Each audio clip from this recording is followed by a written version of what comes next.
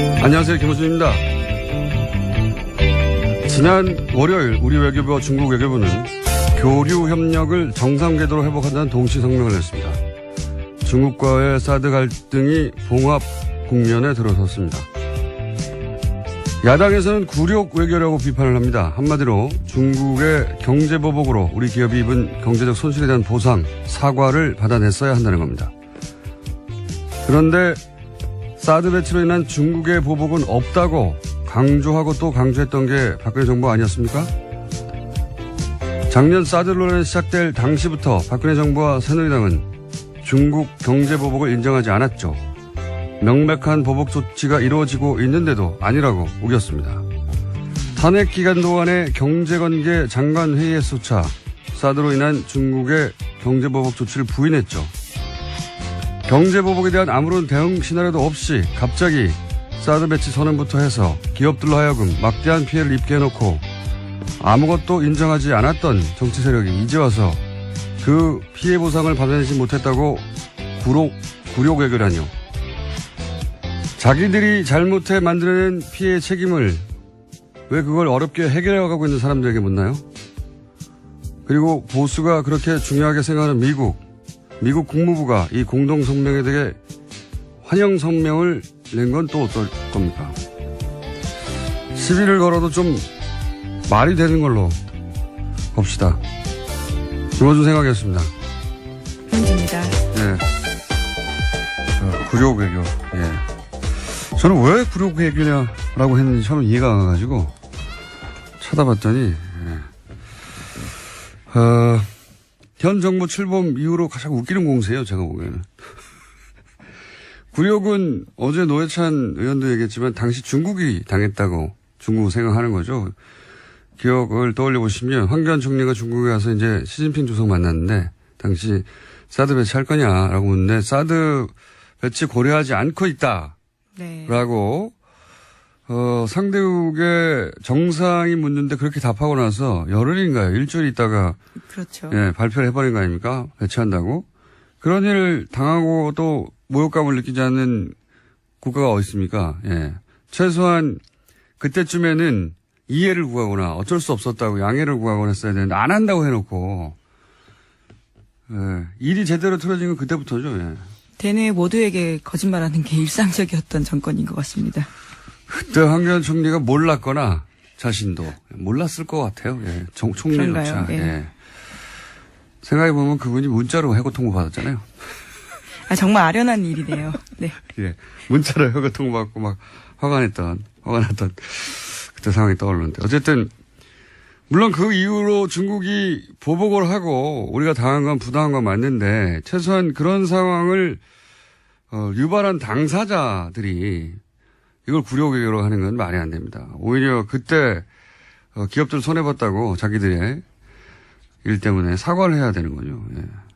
네, 주구장창 사드에 의한 보복 없다라고 주장했었죠. 박근혜 정부에서는요. 네네, 그래서 피해 네. 없다 혹은 뭐 피해가 없다고 하거나 아니면은 보복이 아니라고 하거나 그러니까 그렇게 사과 받고 싶었으면 자기들이 집권했을 때 사과를 받았어야죠. 그때는 해결할 능력도 없고 그러니까 보복이 없는 척, 보복이 있어도 모른 척, 예. 사드와 무관한 척, 딴청만 피웠던 거 아닙니까? 갑자기 피해가 넘쳐난다고 지금 나오는 거잖아요. 그래서 사과를 받아냈어야 된다고. 예. 원래 여야가 주거니 받거니 하고 말이 되게 싸워야 중계하는 사람들 재미가 있는데 우겨도 적당히 우겨야 제가 표를 들어주는 척이라도 하죠. 답답합니다. 첫 뉴스는 뭡니까? 네, 다스는 누구 겁니까와 관련된 뉴스가 또 나왔습니다. 오늘 아침 CBS 보도인데요. 이명박 전 대통령이 서울시장이던 2004년과 관련돼 있습니다. 서울시가 현대자동차 양재동 사옥 증축에 도움을 준 뒤 다스의 매출이 2배 넘게 뛰었다라는 보도입니다. 이명박 시절 재임 시절에요. 서울시가 현대차 사옥 증축의 걸림돌을 제거하는 데 역할을 했다는 사실이 공문을 통해서 새롭게 드러났다라는 겁니다. 그러니까 이게 이제 오래된 얘기냐. 김재록 게이트라고 있었어요. 예. 서울시장 시절에 그때 사실 검찰 수사가 이루어졌었고 한나라당, 당신은 한나라당이었죠. 한나라당 내에서 진상조사에 나와가지고 이거 뭐 명백하다. 인허가 로비가 있었다. 이런 얘기가 있었고요. 그런데 이제 더구나 그때 이 수사받던 서울시 공무원도 자살했어요. 네. 네, 그렇죠. 검찰 내에서는 심지어 현대차 건물은 반은 불법으로 지어졌다라는 이야기까지 나왔다라고 합니다. 명백한 사정이었거든요. 근데 수사를 하다가 멈췄어요. 당시에. 흐지부지 됐었는데 김재록 게이트 이렇게 불렀었습니다. 그때 왜냐면 그 로비를 한 브로커 역할을 하는 사람이 김재록 당시 어디 회장이었는데. 네, 인베스트스 글로벌 회장이라고요. 그건 어떻게 다 기억해요? 예, 여기 기사에 나와 있습니다. 어쨌든 김재록 게이트라고. 네. 근데 그리고 나서 다스가 2배로 매출이 떴다는 거 아닙니까? 네, 그렇죠. 서울시장이. 이게 NB 피나미난이라고요. 예, NB적 현상입니다. 이게 민원 해결과 사적 이익이 확실한 수당권을 만드는 이명박 전 대통령 주변에 이런 일이 많습니다. MB 피나미난 적어놓으세요. 어디요? 네, MB 현상이요. 네. 예, 이번에는 이제 문서가 나오고, 예, 그리고 그냥 봐준 게 아니라 그냥 봐줄 리가 있나요? 예. 다스가 매출이 2배, 2천억대에서 4천억대로 뛰었다. 예. 네, 그렇죠. 특히나 다스 같은 경우에는 현대차 그룹의 자동차 내장재를 납품하는 곳이거든요. 그렇기 때문에 그런 커넥션을 의심할 수밖에 없는 상황입니다. 자, 이것도 뭐 재수사 대상이 될 수도 있겠네요. 갑자기 태어난 거 보니까. 10년 전 사건인데 그때 당시 이제 이미 새누리당의 가장 유력한 대선 후보였었죠. 한나라당 당시로는. 네. 그게 10년 만에 다시 나오네요.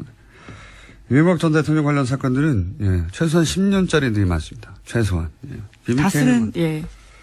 계속해서 매출 규모를 키워서요. 현재는 해외 매출까지 합치면 2조 원가량이 된다라고 합니다. 서울시장 되고 나서 2배 뛰고. 예, 또 눈부시게 뛰었고요. 또 대통령 MB 되고 대통령 나서는 재직 기간 또 눈부시게 뛰었습니다. 6배가 뛰고 하고 이렇게 참 훌륭하신 분이에요.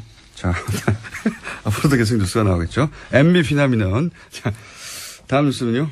네, 국정원 댓글 수사를 방해했다는 혐의로 수사를 받다가 숨진 채 발견되었던 국정원 소속 변호사에 대한 이야기 전해드린 바 있는데요. 이와 관련해서 오늘 아침 한겨레 신문이 새로운 소식을 보도했습니다. 같은 혐의로 조사를 받았던 이재영 검사가 숨지기 전 이 변호사와 수차례 통화했다라는 건데요. 이 검사가 해당 변호사를 회유하려 한 게 아니냐라는 의혹이 나오고 있다고 합니다. 그때 뭐 통화만 한 거 가지고는 내용을 알 수 없으니까요. 예. 통화를 할 수도 있겠죠, 당연히. 같은 사안으로 조사를 받던 상황이니까. 이제 여기서 사실은 유가족 입장도 들어봐야 되는데, 유가족이 이럴 경우에 이제 잘, 취재에 응하지는 않는데, 통상 유가족은 자살을 정말로 했다고 하더라도 대부분 유가족들은 받아들이기 힘들어 하죠. 그래서 갑작스러운 죽음이기 때문에요. 자살할 이유가 없다고 이렇게 말하기 마련이긴 합니다만, 유가족 관점에서 의심스러워할 대목들이 있을 겁니다. 네. 그 부분 확인해 봐야 될 것 같고요.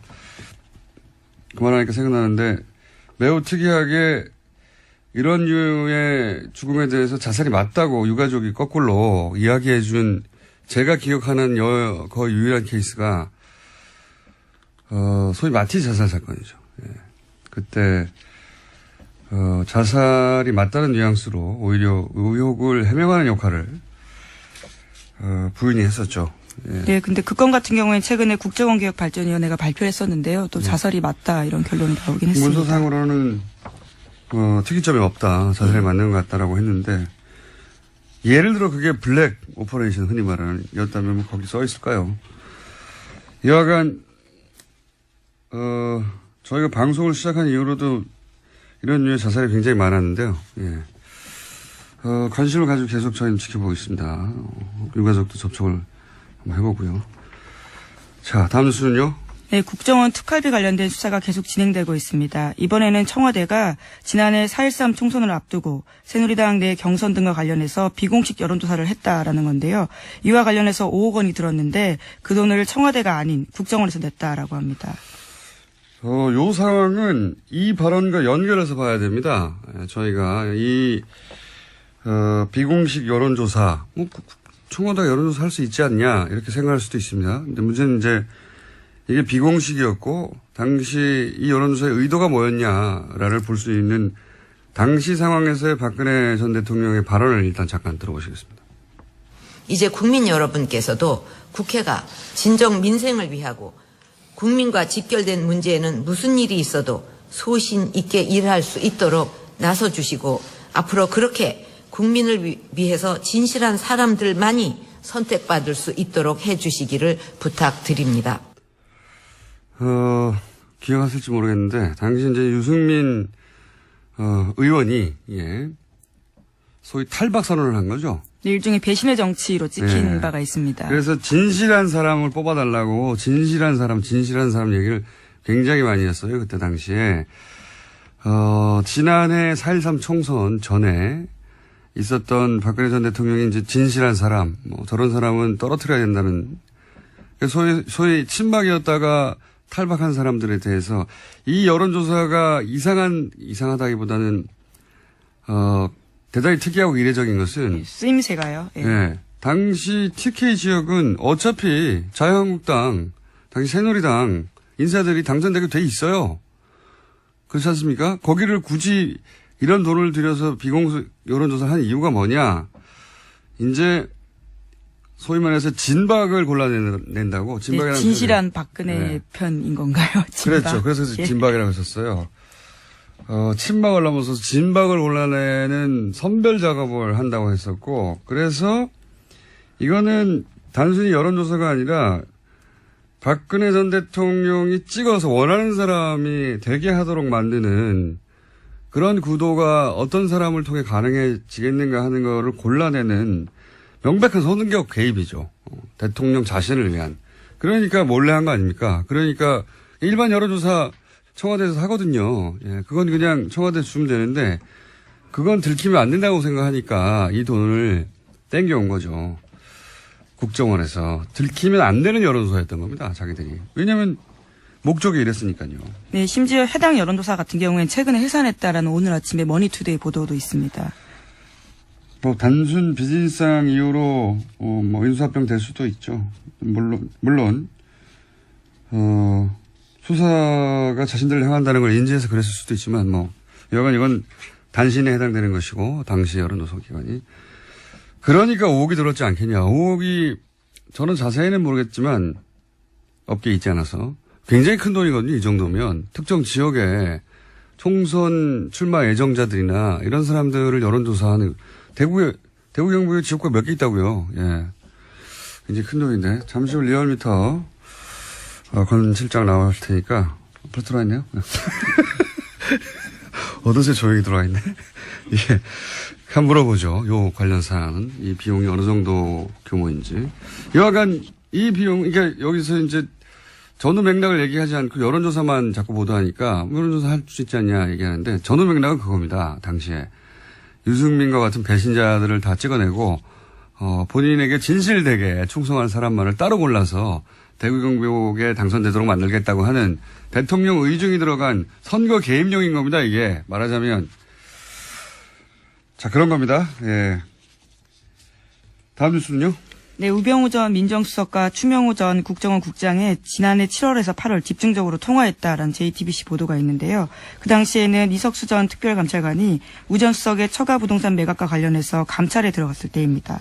계속해서 모르는 사이다, 잘 보고하지 않았다라고 하고 있는데요. 전화통화 내용까지 나온 겁니다. 기록까지 나온 겁니다. 네, 인정하지 않았죠. 추명호 전 국장이 자기 전화번호는 아니라고. 예. 근데 다른 청와대 직원의 이 번호가 추명호 전 국장 이름으로 저장되는 바람에 들킨 거죠. 예. 추명호 전 국장은 명백한 최순실 라인이라고, 아주 오래전부터 언론에 보도되어 왔었는데, 근데 추 국장하고 우 전 수석하고 이렇게 수백 통이나 단기간 내에 통화할 정도의 사이인데. 네, 3주간 수백 통 했다라고. 하루 10통씩 했다는 거 아닙니까? 예. 추 국장이 최순실의 존재만 우 수석에게 비밀로 했다는 거 아닙니까? 이렇게 되면. 예. 우 수석은 자기는 최순실의 존재 자체를 몰랐다고 계속 얘기하고 있으니까요. 믿는 사람은 대한민국에서 거의 없는 걸로 보이긴 합니다만. 정황 증거 같은 것이 하나 더 나온 거죠. 예. 자, 리얼미터 해야 되기 때문에, 제목 정도 스르륵 훑어볼까요? 예. 네, 블랙리스트 항소심 진행 중인데요. 이와 관련해서 어제 김기춘 전 비서실장이 청와대 캐비닛 문건 관련해서는 이것이 문제가 있다라는 주장을 했는데요. 조윤선 전 장관 쪽에서도 상당 부분 문건이 가려져 있기 때문에 이것은 증거로 쓸 수 없다라는 취지의 주장을 했습니다. 가려달라고 한 건 박근혜 전 대통령 쪽에서 가려달라고 한 거예요. 심지어 특검에서 다 봤다라고 하는데 왜 이렇게 문제 제기하는지 모르겠다라고 반박했습니다. 특검 쪽에서요. 자, 크게 신경 쓸 내용 아닌 거고요. 다음 뉴스 제목. 네, 미국 국무부가요. 네. 조셉윤 대북정책 특별대표를 통해서 유엔 북한 대표부와 접촉하고 있다고 로이터 통신이 보도했습니다. 네, 미국이 물밑에서 북한과 접촉하는 게 아니냐는 이야기는 저희가 오랫동안 해왔죠. 예, 이번에는 좀 더 구체적으로 나왔습니다. 직접 말을 했으니까요. 예. 조셉윤 대표가 북미 대화에 나서겠다 이런 얘기를 구체적으로 한 것이고. 예, 북한이 2달간 도발을 중단하면 북한 미국 간의 대화를 나서겠다라는 구상을 러시아에 전달했다라고 합니다. 2달 이미 됐는데요. 예. 그러니까 저희가 한 달 전인가요? 2달 전인가요? 러시아 역할이 부상할 수 있다는 얘기를. 최선희 국장 같은 경우는 네. 계속 가고 있고요. 러시아를.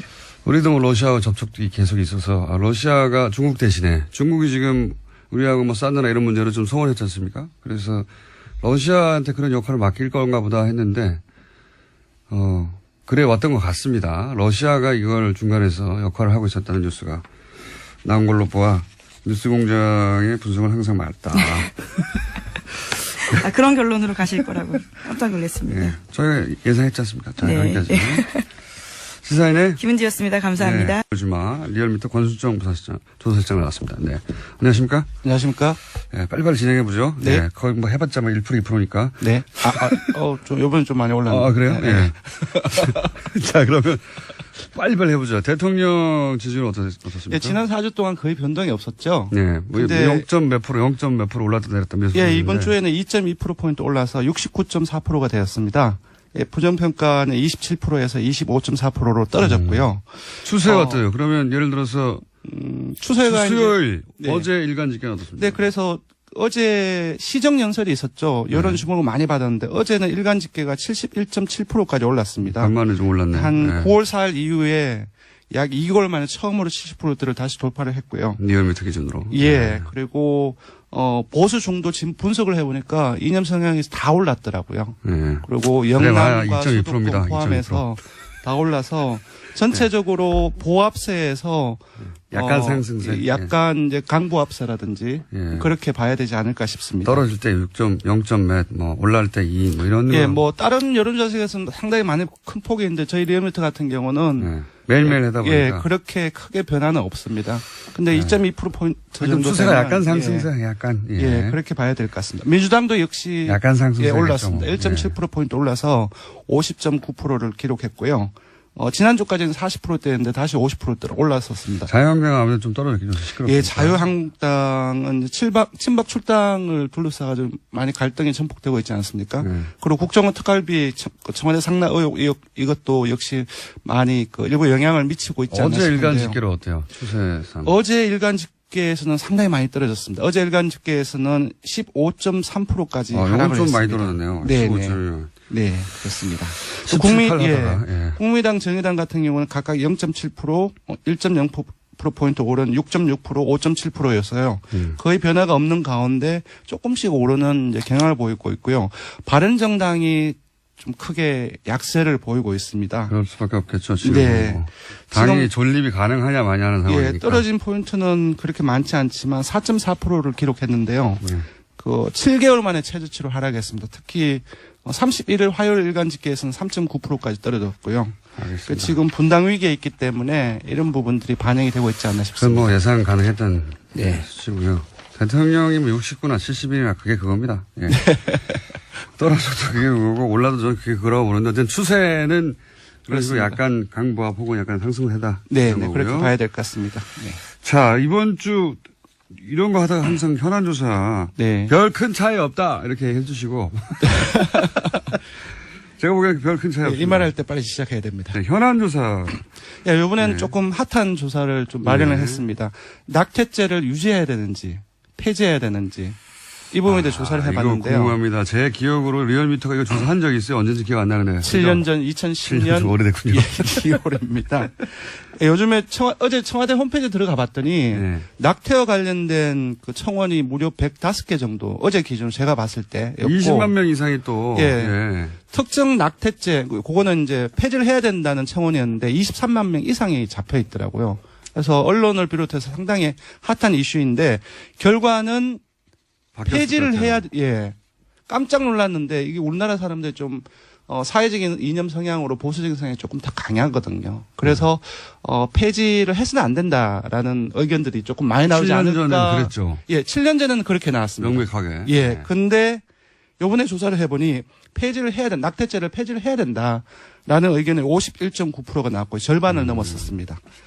그리고 폐지를 하지 않고 유지를 해야 된다는 것이 36.2%였습니다. 조금 더 소개를 해드리면 2010년 2월에 조사한 것은 낙태 허용을 해야 되는지 말아야 되는지 이렇게 물었는데 거의 비슷한 조사이죠. 이때는 허용을 해서는 안 된다는 것이 53.1%였고 허용 찬성이 33.6%입니다. 정확하게 뒤집어졌네요. 거의 이제 숫자가 비슷하게 이제 그 뒤집혀온 겁니다. 7년 사이에 상당히 많은 변화가 있었던 것 같습니다. 저는 이 조사를 작년에 했어도 수치가 이렇게 안 나왔을 것 같아요. 그렇습니다. 저도 그 부분에 동의를 합니다. 예, 시대 정신이 바뀌어가고 있는 거거든요. 네. 그게 이제 실제 시대 정신이라는 게 정권을 바꾸는 건지 정권이 네. 바뀐 것이 시대 정신에 영향을 주는 건지 뭐 서로 영향을 주고 받겠지만 네. 그런 영향이 크다고 봅니다. 저는. 예. 맞습니다. 국정농단 사태를 지나는 과정 속에서 공정과 정의 그리고 이제 사회적 약자들에 대한 어떤 배려 그러한 어떤 가치가 강화되고 있기 때문에 분명히 그 이전에 작년 국정농단 이전에 조사를 했을 때는 이렇게 나오지 않지 않았을까 그렇게 예상을 해봅니다. 저도 그렇게 생각이 들고요. 그래서 이번 여론조사 결과가 궁금했었는데 네. 그리고 또 하나 관심이 있는 포인트가 있습니다. 뭐가 있습니까? 여성과 남성이 많이 달라요. 아, 그건 그렇겠죠. 예. 네. 그건 그렇겠죠, 당연히. 예, 여성 10명 중에 6명은 폐지를 해야 된다. 예. 이건 저는 여성의 견해가 훨씬 중요하다고 봅니다. 그렇죠. 남자가 뭘 합니까? 당사자이기 남자는 때문에. 그냥 머리로 예. 생각하는 거거든요. 네. 윤리나 규범의 관점에서 바라보는 네. 것이고 혹은 정교의 관점에서. 예, 남성은 44대 43 거의 같습니다. 팽팽하네요. 예. 근데 더 놀라운 것은 보수층을 포함해서 중도 진보 모든 이념 성향에서 네. 폐지를 해야 된다는 의견은 더 많이 나왔습니다. 시대 정신이 바뀐 거예요. 예, 지역도 부산, 울산, 경남 제외하고 연령도 60대 이상을 제외하고 모든 연령층에서 폐지를 해야 된다라는 의견이 많이 나왔습니다. 불경 60대 이상. 예. 예. 자유한국당 지지층을 제외하고는 사실상. 근데 자유한국당 이건 정당이 그렇게 중요하지 않아서 뺐는데요. 네. 자유한국당 지지층에서도 폐지를 해야 그렇군요. 된다는 의견이 더 많이 나왔어요. 그렇군요. 시대가 확실히 바뀌었군요. 네. 예. 요게 사실 뭐 낙태와 관련한 이슈는 미국 민주당과 공화당의 그렇습니다. 수십 년 된 그렇습니다. 예. 예. 어떤 정당을 지지할 것인가의 바로미터 같은 네. 이슈거든요. 종교라든지 사형제도라든지 이런 예, 항상 나오죠. 이슈 항상. 같은 경우는 사실상 첨예하게 갈리기 마련인데 예 그렇습니다. 뭐랄까요? 이런 여론조사를 보다 보면 최근에 이제 미국의 상황을 보다 보면 미국을 참 부러워했었어요 예전에. 예, 미국이 여러 가지 사회 제도나 정치 시스템이나 아니면 이런 이슈를 다루는 어떤 정도 눈높이가 네. 참 앞서간다 이렇게 생각했는데 우리나라도 많이 바뀌고 있죠. 이 조사 결과를 보면 뭐랄까요? 미국이 참 후져져 보여요. 대통령도 그렇고 점점. 그럼 우리나라가 더 나아져 보이나요? 야, 부럽지 않다. 예. 뭐 딱 낙태 이슈 하나를 가지고 말하는 게 아니라 전반적인 상황들이 네 그렇습니다. 예. 그렇습니다. 자, 한 가지만 더 여쭤보고 요거 조사 개요 말씀해 주세요. 5억 그런 있잖아요. 네. 이 비용이 엄청 큰 거죠. 근데 이제 제가 듣기로는 네. 그 작년 4.13 총선 이전에 예. 당내 경선과 관련해서 조사를 예. 했다고 들었고 그러니까요. TK 지역이라고 되게 들었어요. 근데 네. TK 지역의 선거구가 총합이 한 21개 정도밖에 안 됩니다. 예. 근데 그걸 다 하지는 않았을 거예요. 다 했다 하더라도 5억이 너무 많잖아요. 예, 제가 볼 때는 친박 중심으로 했다고 한다면 10개 내외가 아닐까 싶은데 보통 여론조사는 전화면접 조사가 가장 비싼데 1000명 조사를 할 경우에는 전화면접 조사라 해도 한 건에 1,500만 원 정도 내외입니다. 시장 가격이. 예, 시장 가격이. 그러면 도대체 5억이면 1,500만 원이면 어떻게 됩니까? 그러면 한 30, 그 30개 정도를 할 수 있는 거죠. 그 비용을 다 준다 할지라도. 네. 근데 30개가 안 되는데, 이 조사 경우에. 같은 경우는 전화 면접으로 과연 했을까? 자동응답을 많이 했을 가능성이 높다. 그럼 더 왜냐하면은 싼데. 예, 그 A 업체가 본인이 직접 여론조사가 아니라 하는 곳이 외주. 정치 컨설턴 아. 특혜하는 회사이고 그런 경우는 외주를 주고 또 외주 비용은 되게 싸게 돌리거든요. 그런 것들을 감안했을 때 여론조사에 들어가는 비용은 더 낮지 않았을까. 다른 비용이 크다. 예, 다른 비용이 훨씬 큰데 그렇다고 한다면 그 부분을 정치 컨설턴을 위한 비용인지 아니면 또 다른 비용이 있는지. 부러운 거예요, 지금. 예. 예, 많이 부럽습니다. 왜냐하면 만약에 이 정도 비용이라고 한다면은 아마 리얼미터가 이걸 만약에 했다고 한다면은 빌딩을 샀을 것이다. 부자가 되지 않았을까. 조사기관은요? 예, 조사계획은 이번 주중조사는 TBS 의뢰로 전국 19세 이상 성인을 대상으로 월요일부터 수요일까지 무선 80%, 유선 20%, 전화 면접 자동 응답 혼용으로 실시했고 최종 응답자는 1,522명이었습니다. 표본 오차는 95% 신뢰 수준 플러스 마이너스 2.5%포인트, 응답률은 5.2%, 정당 간 통합, 죄송합니다. 낙태죄 유지 폐지 조사는 TBS 뉴스공장 의뢰로 어제 하루 동안 주중조사 동일한 조사 방법을 실시했고 최종 응답자는 516명, 표본오차는 플러스 마이너스 4.3%포인트였습니다. 리얼미터 권순정 조사분석 실장이었습니다. 감사합니다. 고맙습니다. 욕줄이 많은 코너.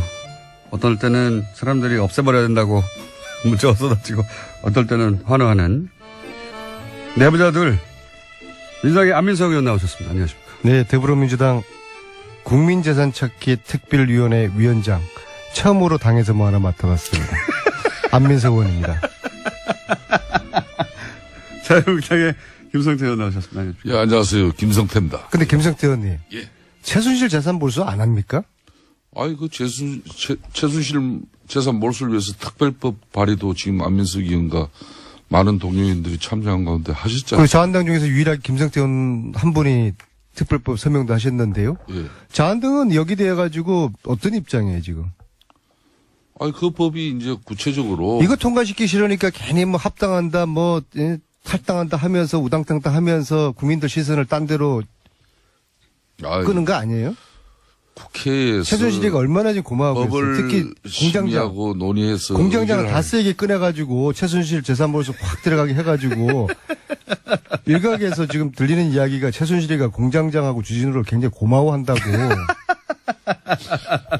안민석 의원 그렇게 하는 겁니다. 그렇게. 그러니까 특별법은 아무래도 입법기관인 우리 각 의원들을 정파나 정당 다 달리하고 또 정치적 이해관계 다르겠지만은 그 법을 대표 발의한 안민석 의원께서 끊임없이 우리 의원들을 만나고 최순실 재산 몰수에 대한 이 당위성이나 또 정당성에 대해서 폭넓게. 동의하시죠? 저는 그 부분 몰수해야 되죠. 근데 지금 정기국회가 한 달밖에 안 남았거든요. 네. 특별법 제정 제가 볼 때는 가능성이 굉장히 낮아요. 그러니까 안민석 의원께서 그 가능성. 최순실 재산 몰수 지금 한 번도 못하게 생겼어요. 보통 일이 아닙니다, 이거. 그 가능성에 대해서 지금 말씀을 하시는데. 국민 여러분, 국회는 지금 최순실 재산 몰수 저도 이야기 전혀 좀 지금 생각이 없습니다. 저도 이야기 좀 합시다. 김성태 의원님 서명만 했지 네. 속으로는 전혀 생각이 없다고 저는 봅니다. 안민석 해명해 의원께서 보십시오. 그 법을 국회에서 처리하기 위한 처절한 진정성이 국회 내에서 이렇게 의원회관 방에 299개를 돌아다니면서 이 법 꼭 처리되어야 된다는 그런 뭐 입장을 그렇게 설파하고 뭐 설득하기보다는 맨날 이 아니 최순실 재산 몰수 못하는 게 안민석 탓입니까? 안민석의 뭐 끝나지 노력 않은 부족입니까? 전쟁 책이나 팔려고 전국에 유람하고 심지어 미국까지 그 북콘서트를 열고 아니 책을 우리는 팔아야지 그렇게 하면서 독일 가가지고 그 법 재산 통과를 이야기하는 게 이게 찾아내지 맞습니까? 않습니까? 예? 그러고는 여기 김원준 공장장 앞에서는 말이에요 국민들 앞에 호소하고 그래서 좀 안 맞아요. 제가 최순실 재산 몰수해야 된다는 이 말씀 드리기 위해 가지고 지금 북토크를 50회 하겠다고 약속을 이 자리에서 했지 않습니까? 네, 몇 회 하셨어요, 이때? 오늘 경기도 화성에서 하는데요. 오늘이 40번째입니다.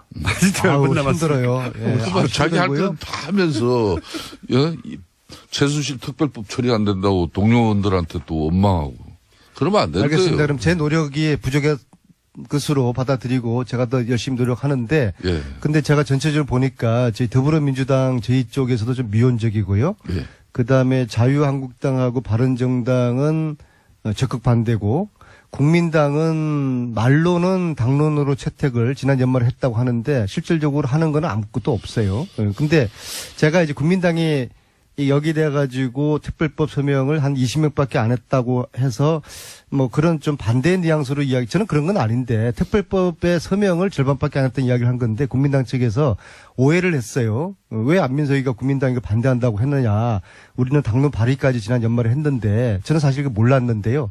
그 점은 제가 미처 확인하지 못한 점은 제가 소홀히 챙기지 못한 것은 유감스럽게 생각하는데, 근데 사실 당론 발의하고 난 다음에 지난 1년 동안에 한 일이 아무것도 없는 이 점을 제가 좀 아쉽게 생각드리고요. 지금 저 이야기는요.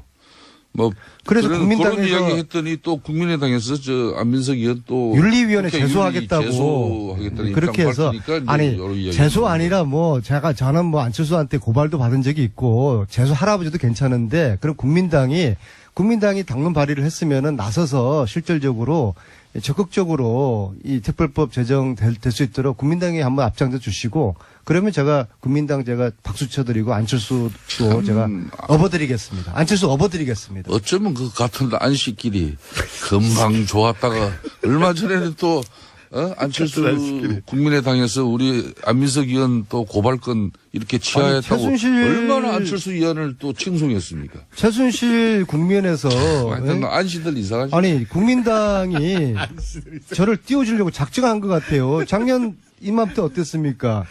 뉴스 방송에서 한 말씀 했다고 그래가 다 했던 얘기니까 방통위에 저를 제소하지 않았습니까? 그때 제가 얼마나 당에서 처음으로 자리 맡으니까 어떠세요? 네?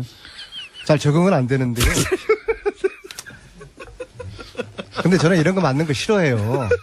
싫어하고 저는 여의도 국회를 별로 안 믿거든요. 제가 국회의원이지만은 기본적으로 국회의원들은 당리당략 이게 저는 너무 이게 싫어요. 이게 제 체질에 안 맞고 국회의원도 제 체질에 안 맞지만은 그 위원장 그렇게 하고 싶어 하셨어요 그때. 아니 그거는 그런 이야기까지 나한테 이렇게 물으면 어떡해요. 응? 근데 이게 제가 독일을 다니는데 그냥 국회의원 개인으로 온 것보다도 당에서 특별위원장으로 왔다 하면은 도와주는 분들이 더 신나서 도와줄 거 아니에요. 이제 그런 차원에서 제가 당에다가 이걸 요구를 했던 것이고 이제 한 달, 이 활동 기간은 한 달입니다. 한 달 동안에 특별 제정 안 되면은 저도 이제 짐 싸가지고 이제 최순실 재산 몰수 이제 저도 손들 수밖에 없는 거거든요. 그래서 김성태 의원님 서명을 하셨잖아요. 저 전국 다니면서 그래도 유일하게 김성태 의원님 혼자 서명하셨다. 자유한국당 중에서 그래서 같이 좀 토론회도 하고 좀 국민들과 함께 이 국회는 절대로 이걸 생각이 없거든요. 그래서 국민과 함께 최순실 재산 몰수 특별법 제정 공장장도 다스만 이야기하지 마시고 예? 그러니까 최순실하고 밀당한다는 지금 이야기가 있어요. 최순실 재산부터 빨리 몰수하고 그리고 이제 다스 자, 의원님. 부산급시 그렇게 갑시다. 무슨 얘기인지 좀 알겠고요. 끊어주세요. 예, 알겠습니다. 충분히 얘기하셨고. 바른정당에서 몇 명 갑니까? 자유한국당으로. 뭐 제가 단정적으로 그분들 이렇게 몇 번 오시는 게 중요한 문제는 아니라고 봅니다. 그렇지만 숫자를 말씀해 주십시오. 뭐 구체적인 숫자까지 열거는 되지 못합니다만은 그래도 상당수 의원들이 7명입니까? 이미 결심을 거의 한 것 같습니다. 그게 7명 이상이죠? 네, 저는 그렇게 봅니다. 숫자를 말씀 안 하신다고. 최대 몇 명입니까, 일단은? 10명 정도 보십니까? 네, 10명, 말씀. 10명, 11명. 항상 세상에는 박지류가 존재하거든요. 지금 이 상황에서도 확실하게 탈당 의사를 가지고 있는 분들이 7명이고 그다음에 자강 의사를 가지고 있는 분들도 한 그 정도 숫자가 되잖아요. 그럼 나머지 한 5분이 있잖아요. 네. 박지. 그분들 중에서 이제 저 자유한국당으로 돌아가는 분들에 대해서는 박지라고 안 부르시네요. 어쩔 수 없다 이제. 근데 자꾸 제가 이야기하면 특정인이 그런 데기 때문에 또 제 앞에 있는 분이 또 오해될 수도 있고 그래서 한 선도 탈당이 아니고 눈치 보시는 분들 중에서 한 절반 정도는 같이 넘어갈 거라고 보거든요. 그래서 저는 11명으로 저는 봅니다. 11명이요? 다음 주까지 11명. 11월 13일 전당대전까지 11명. 뭐 1차 뭐 그 정도까지는 뭐 좀 어렵겠습니다만은 1차는 그 정도는 안 된다. 그렇지만은 이제 뭐 여러 가지 변수들이 계속 발생하고 있지 않습니까? 또 남경필 정병국 의원이 중심이 돼가지고 예. 보수 대통합적인 차원에서의 통합전대하자고. 전당대회를 하자. 실적으로는 불가능할 것 뭐 같아요. 통합전대가 되기 위해서는 우선 바른정당에서부터 11일, 13일 정해져 있는 그 전당대회부터 그게 이제 취소되어져야 되는 것이고. 그렇죠. 구체적인 통합을 위한 실무적인 통추위 이런 기구에 의원들이 참석하는 그런 당론이 정해져야 할 것이고 뭐 이런 뭐 논의를 위해서 어제 긴급 어청을 바른정당이 늦게까지 했습니다마는 결론 안 나고. 중요한 바른정당의 대주주주의 한 사람인 유승민 의원이 통합전당대회는 뭐 불필요하다는 입장으로 사실상 통합전대는 어렵다고 봐야죠. 이건 어떻습니까? 박근혜 전 대통령 출당의 마지막 프로세스로 최고위를 열어서 확정하자. 예. 이 최고위 열면 실제로는 뒤집어지는 거 아니냐. 그래서 최고위를 홍준표 대표가 못 열고 사실은 약간 민기적 했지 않습니까? 그랬죠? 이거는 결론이 났나요? 뭐 홍준표 대표가 그랬다는 그런 입장보다는 이제 우리 원내 체제가 정우택 원내 체제가 지금 문재인 정권의 이제 일방적인 이제 공영방송 이런 잘 살리기 탄압 행위에 맞서는 투쟁을 지금 하고 있습니다. 그래서 예. 자유한국당은 지금 상복 투쟁을 하고 있지 않습니까, 그죠? 뭐 그런 측면에서 또 당내 문제로 이렇게 당 최고위가 지금 이 시점에 열리는 게 마땅하냐 그런 고민은 잠시 있었지만은 열기로 했나요? 어젯밤 최종적으로 홍준표 대표는 3일날 최고회의를 열기로 했습니다. 상징적인 의미가 큰데. 근데 최순실 재산 몰수는 안 합니까? 아니 그런데 언제까지 최순실 몰수만 이게 이야기할 말이에요. 거예요. 네. 이게 사실은 이런 통합이라든지 탈당 이런 이야기가 아니면은 지금 이 전국에서는 핵심적으로 최순실 국정농단 이게 마무리를 위해 가지고 재산 몰수 이것이 국회나 언론에서 관심이고 화제가 돼야 되는 건데 실질적으로 재산 몰수가 묻히고 난데없이 통합 탈당 이런 이야기가 지금 언론에 초점이 되고 있는 너무 걱정하지 거거든요. 않으셔도 되는 게 순차적으로 급한 거 하고 또 그거 다시 돌아가서 할 겁니다. 걱정하지 마십시오. 그렇죠. 예. 그럼 재산 몰수 된다고 봐요? 안민석 공장장은? 의원이 그러니까 안민석 의원님이 다시 부각될 수 있는 찬스 다시 옵니다. 이번 예. 국정감사에서도 이 방송의 공정성이나 균형성 이런 게 얼마나 지적을 받았습니까? 그러면 이 김원중 공장장이 얼마나 이 기울어진 운동장에서 그래도 이 보수 정당의 입장을 그래도 이 청취자들에게 조금이라도 그래도 들려주려고 하는 그 균형성마저도 안민석 의원은 보면 대체로 깨려고 하시는 것 같아요. 그럼 공장님 제가 요거 딱 하나만 물을게요. 국회가 최순실 재산 몰수 특별법 통과시켜 줄까요? 빨리 좀 지금 빠른 거 지금 어렵겠죠. 좀만 그래, 기다려주시죠. 안 된다니까, 좀만 이게. 기다려주시고. 다른 이슈에 확 묻혀가지고 다시 올라오니까 걱정하지 마시고요. 예. 서청원 최경환 의원 출당됩니까? 이거 어떻게 됩니까? 이제 박근혜 전 대통령의 자유한국당 이제 출당이 기정사실화되고 나면은 이제 서체 문제는 사실상 어총 사안이기 때문에 3분의 2가 원내대표인 정우택 대표께서 이 공을 이제 받을 수밖에 없는 이거 상황. 만약에 의총 자체가 수집되기 힘들다는 얘기도 나왔었는데. 글쎄요.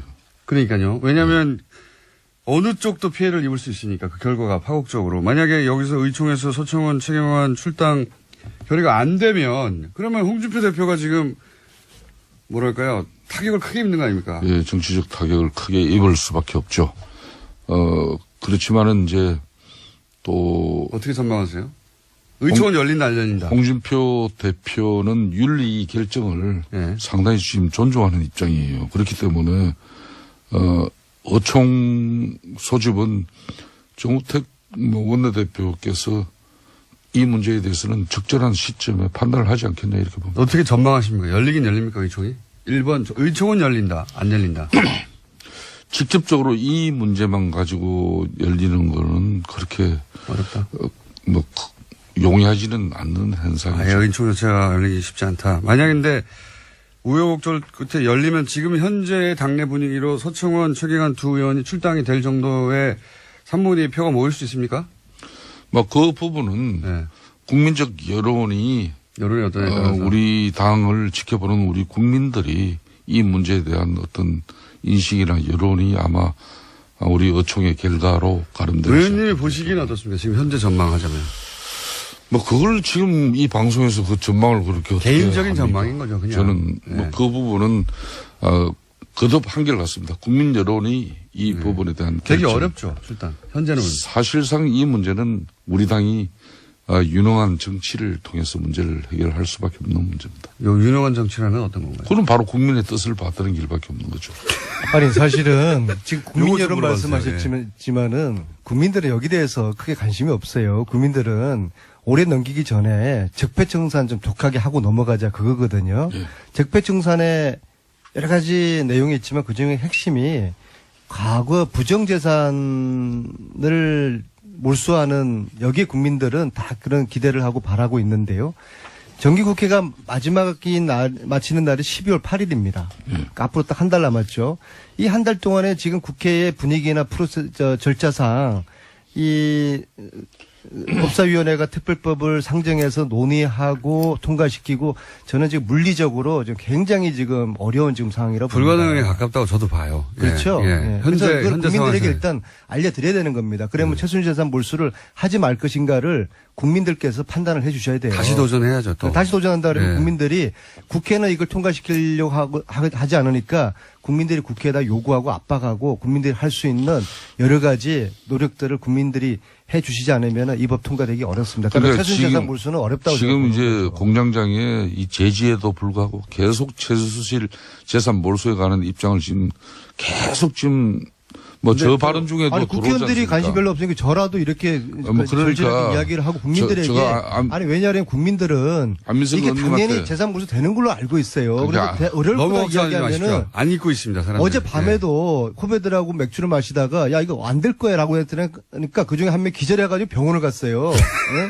그러니까 안민석 아마 의원님이 국민들이 아마 제가 기분을 제안합니다. 하실 거예요.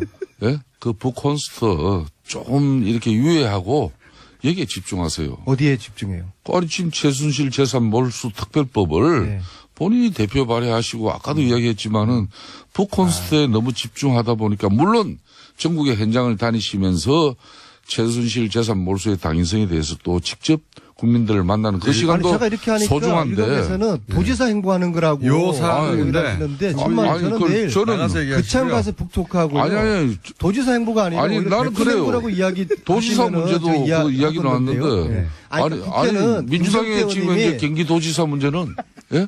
사실상 뭐 성남의 이재명 시장이 거론되고 뭐 남경필 뭐 현 지사보다 몇 배 우다 뭐 이런 김성태 의원님? 조사도 나오는데 이재명 시장은 어찌 보면 거저 먹는 거예요. 저 안민석 의원은 그 엄청난 이야기가 탄압과 끌고 저항 갔습니까? 투쟁으로 자기 지금 이름 석자를 지금 내걸고 이재명 있는데. 시장 훌륭한데 왜 그래요?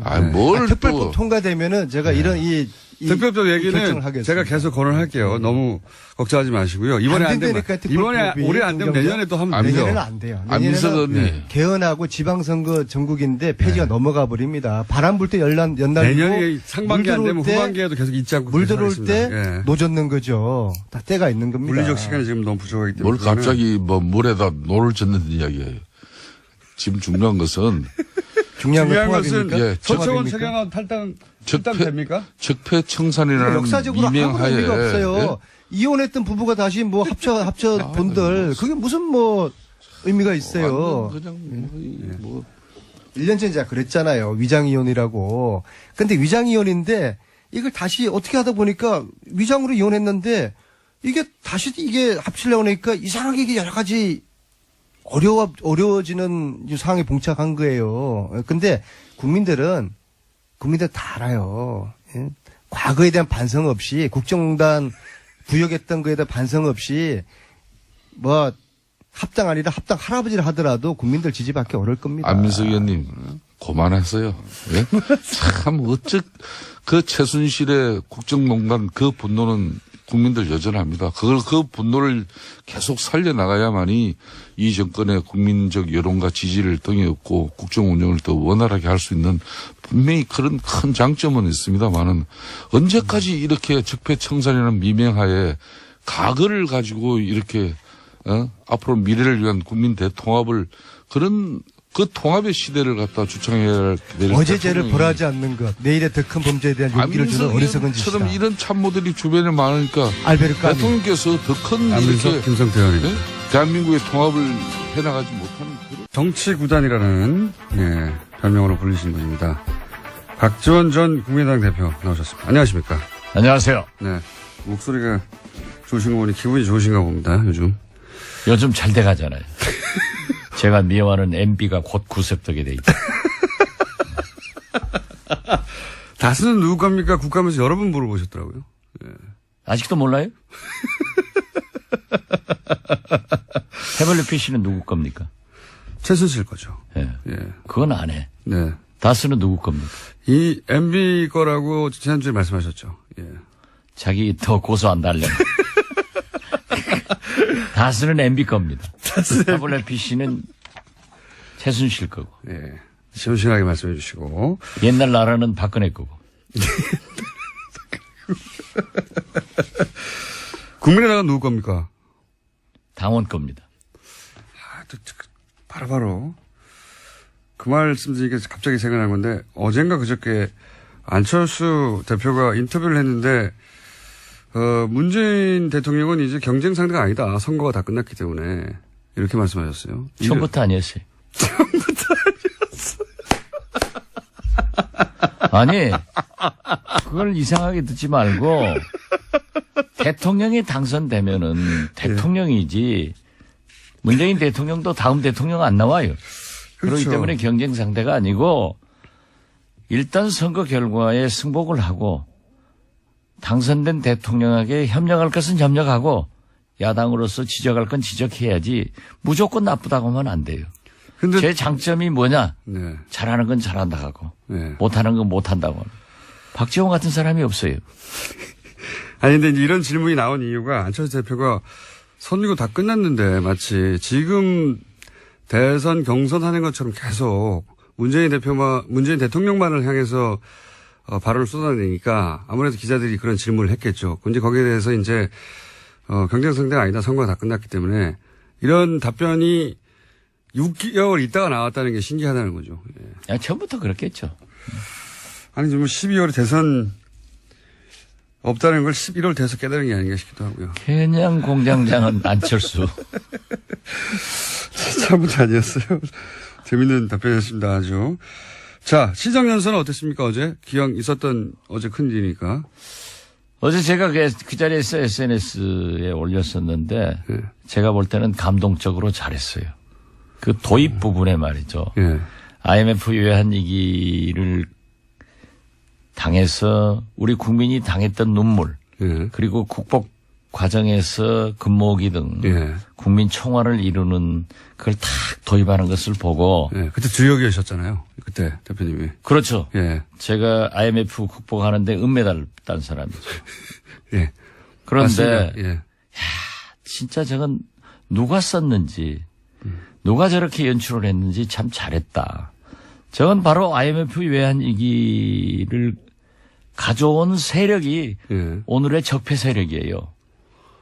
그렇죠. 역사가 오래됐습니다, 사실. 그렇죠. 예. 그리고 그렇게 근무기 등 국민 통합을 이루어서 극복한 세력이 우리란 말이에요. 예. 또 민주당이란 말이에요. 지금은 또 갈라져 있지만. 네. 그렇기 때문에 다 그렇게 도입하면서 문재인 나도 이러한 과정을 겪어서 지금 현재의 어려움을 극복하겠다.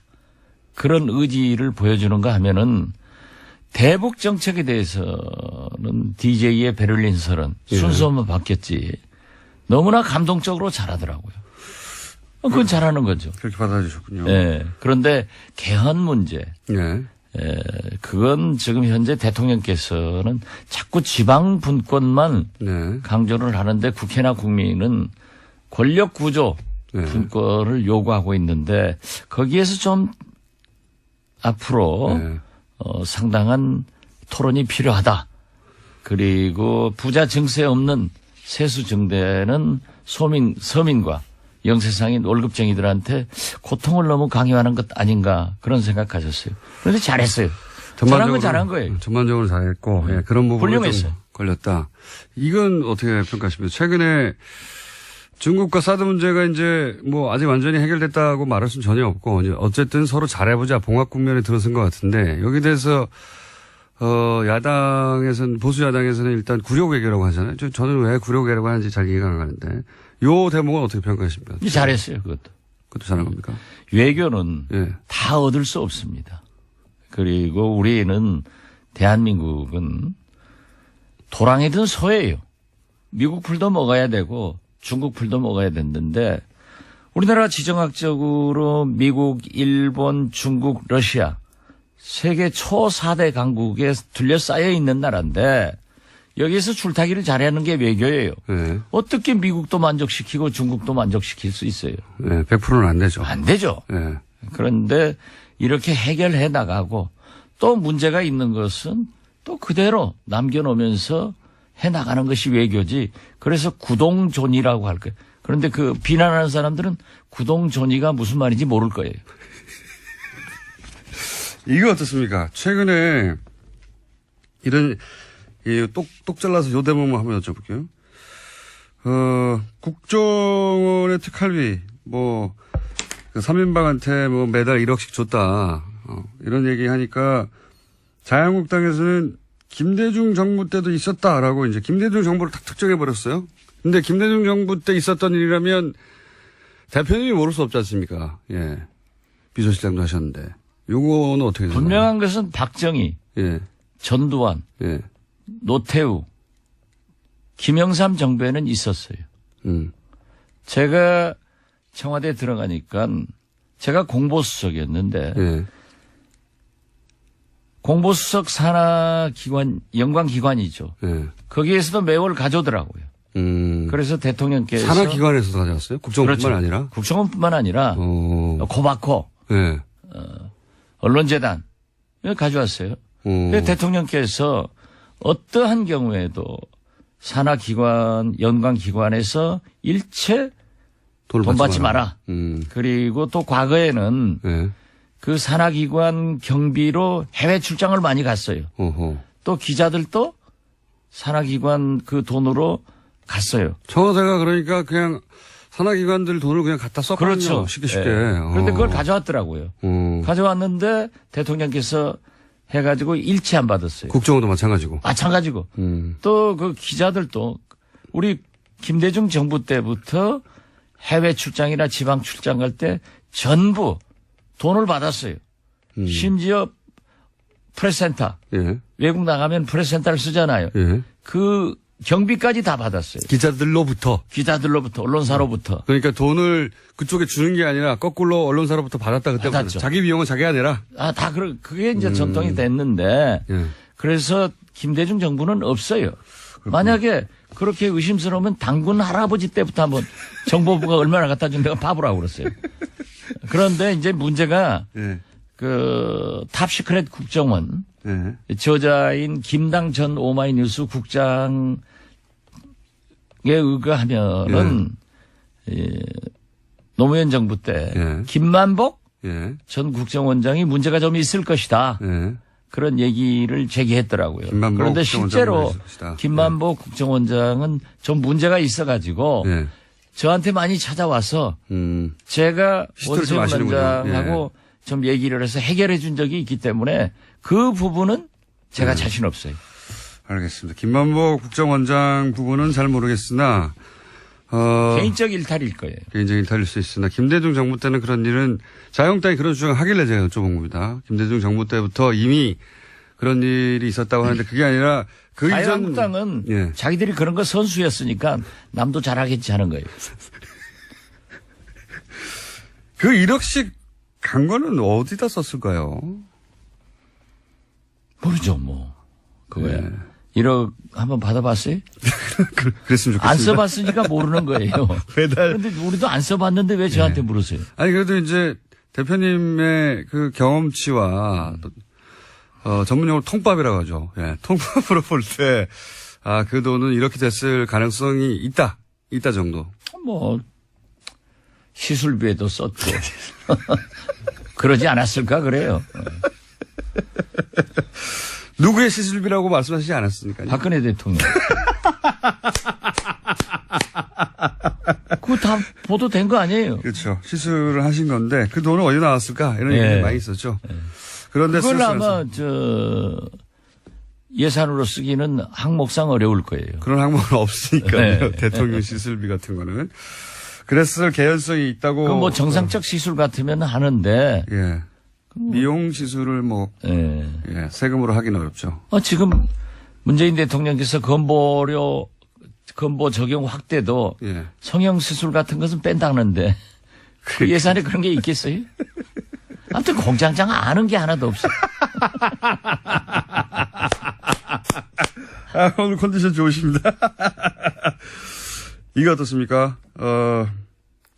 서청원, 최경환 출당은 어려울 것이다라고 지속적으로 말씀해 주셨는데 여전히 그런 상황입니까? 네, 저는 어렵다고 생각합니다. 왜냐하면 예. 현역 의원의 출당은 3분의 2. 예. 의원 3분의 2가 있는데 의원들이 안 해요. 그런데 홍준표의 그 수를 여기서 읽어야 돼요. 어떻게 읽어야 됩니까? 홍준표 대표는요. 예. 박근혜 대통령은 평당원이기 때문에 윤리위원회에서 열흘만 넘으면 자동적으로 그렇죠. 출당이 되는데 예. 서청원, 최경환 두 분은 3분의 2가 돼야 되니까 안 되는 걸 알고 있어요. 그런데 그렇지만은 친박을 나는 청산하고 있다. 하는 의지 표명. 예. 그걸 국민에게 제스처로. 특히 바른정당에게 보여주는 거예요. 그런 그래서 제스처다. 바른정당 의원들이 들어오면은 원내 의석수는 최경환, 서청원도 포함되기 때문에 예. 제1당을 만들려고 하는 수예요. 그리고 이거 또 한 가지는 이런 방법도 있지 않겠습니까? 뭐 한 7명 이상, 뭐 10명까지도 얘기하던데 그 숫자가 만약에 들어오면 어차피 서청원, 최경환 두 양반은 당사자니까 의총 때 요사안을 의견할 의총 때 못 들어오니까 두 사람 빠지고 한 7, 8명 들어가서 한 10명 늘어나고 하면 그때는 출당 가능하지 않겠습니까? 저는 그렇지 않으려고 봐요. 그래도 어렵다. 일사부재리도 있고 예.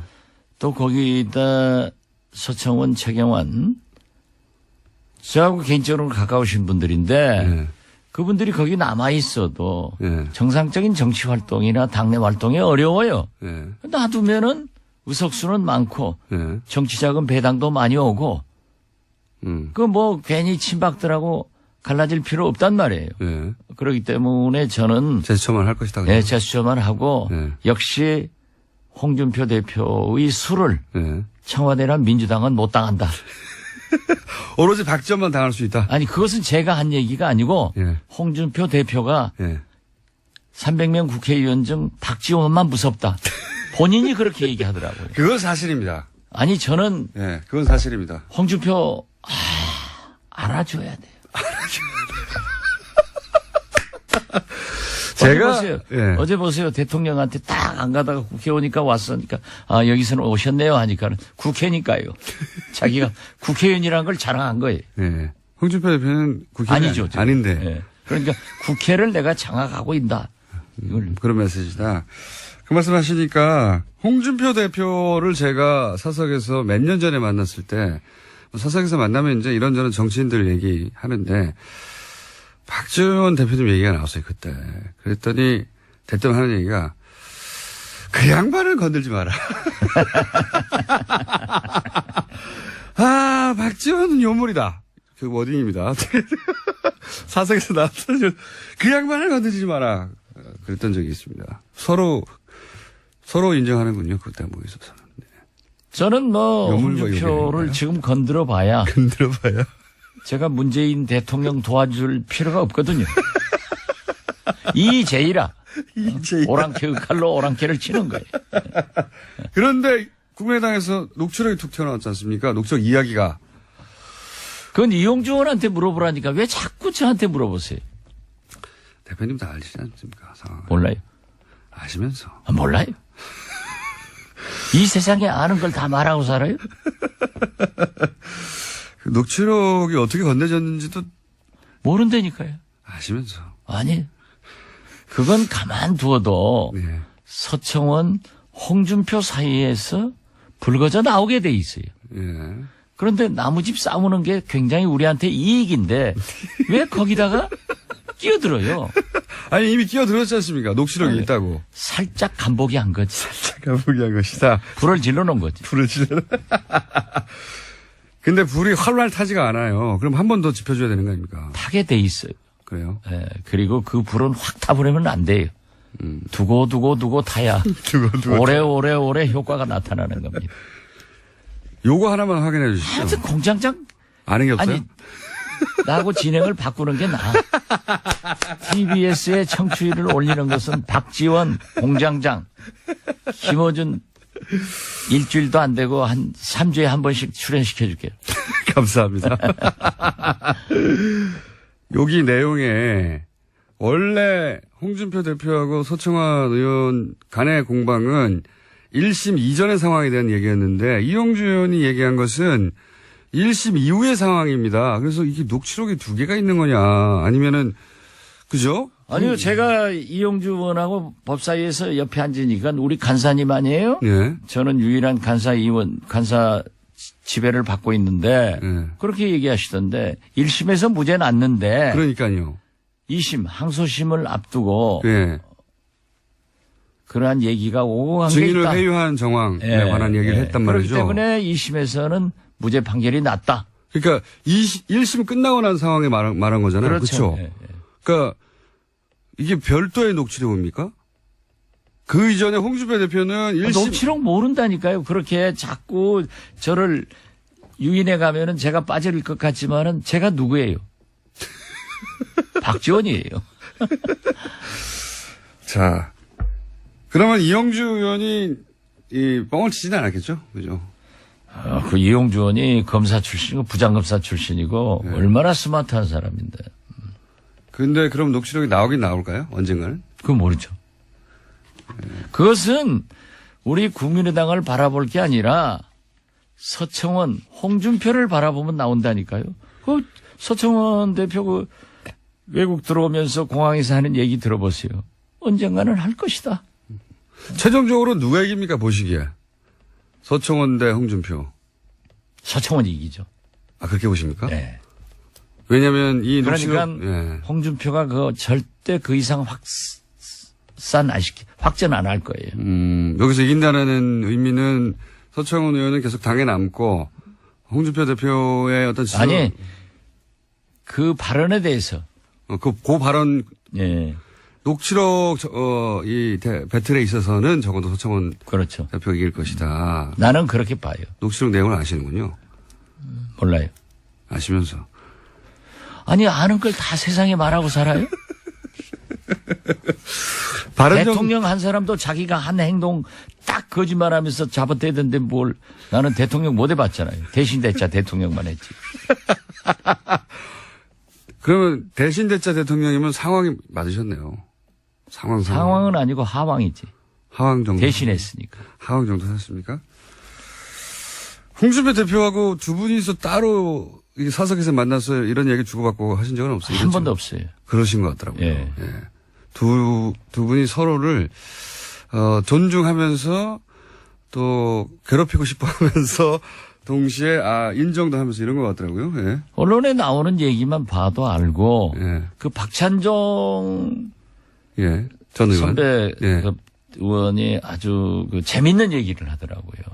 그분이 보통 분이 아닌데 예. 최근에 이렇게 굉장히 옳은 말씀을 많이 하시는데 예.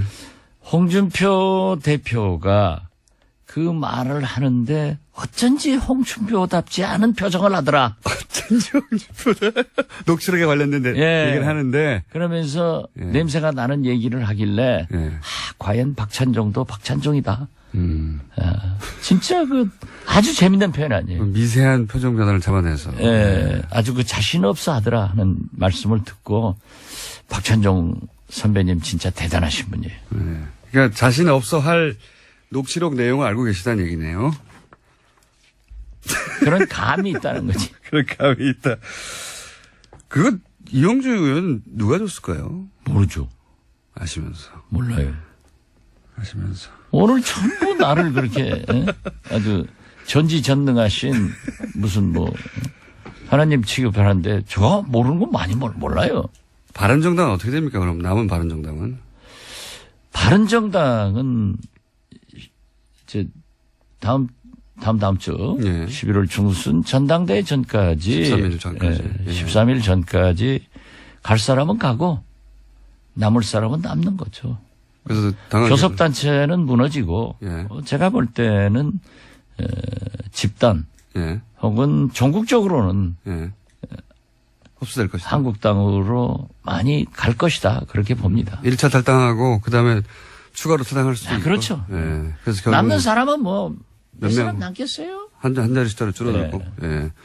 그럴 경우에는 통합의 대상이 안 됩니까? 국민의당 입장에서는? 뭐 영입의 대상은 되지만은 통합은 처음부터 없어요. 당대당은 안 된다가. 아니, 그 뭐가 있어서 해요? 싸르기하고 노적하고 합쳐놓으면은 안철수 대표는 근데 통합 얘기를 계속 했지 않습니까? 뭐 오늘 아침 인터뷰한 걸 보니까 통합은 예. 아니지만은 선거 연대 정책연합 같은 것은 가능하지 않느냐. 예. 뭐 난 그건 가능하다고 봐요. 예. 그리고 케이스 바이 케이스로 그죠? 예. 그렇죠. 예. 그리고 정책연합은 이제 법안 같은 건 지금도 자동적으로 하고 있다고요. 우리가 필요한 경우에는 적폐청산 이런 경우에는 민주당하고 하고 있고 예.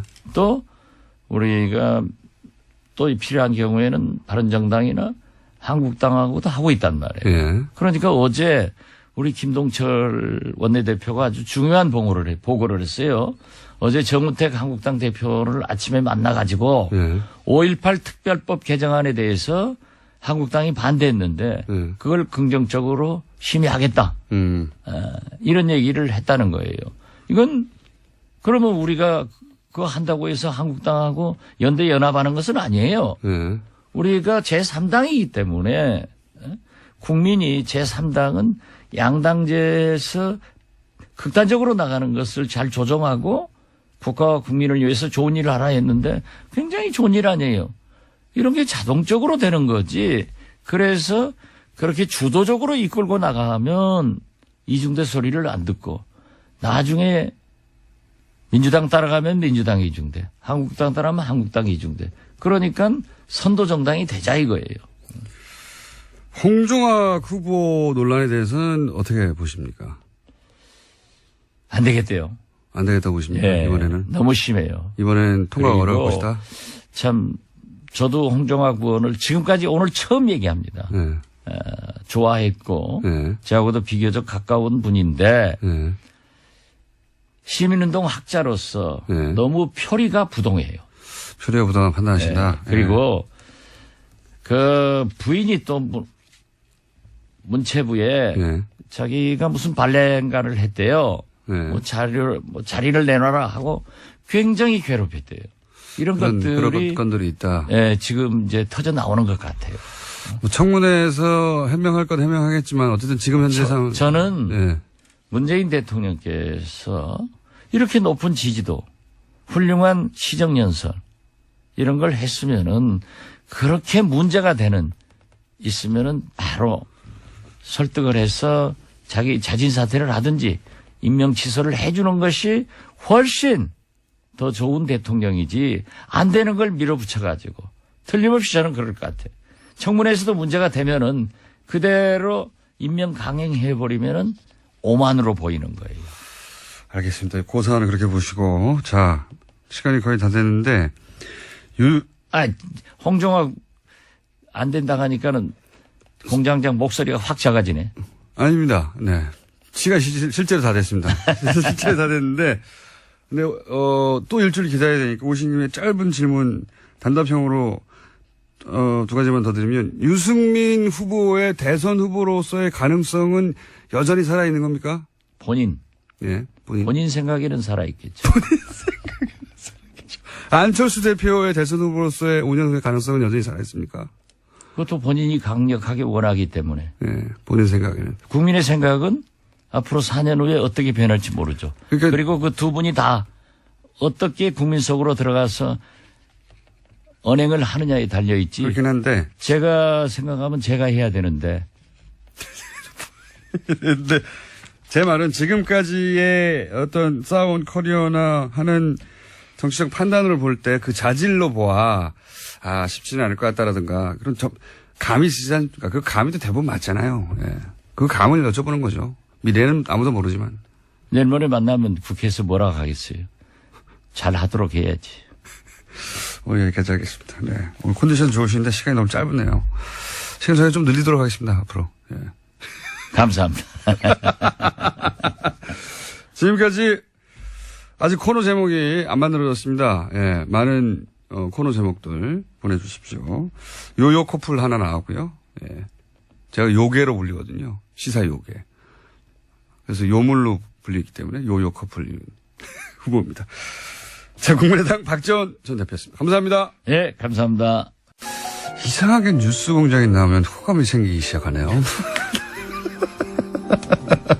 이런 류의 문자, 예, 많이 오고 있습니다.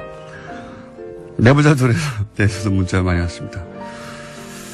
내부자 두 분의 오디오가 물릴 때가 제일 재밌습니다라고 하는 분과 정반대로, 예, 이거 싸움 안 말리고 뭐 하냐고 저한테 문자하는 분도 있습니다. 예, 컨셉입니다. 예, 코너에.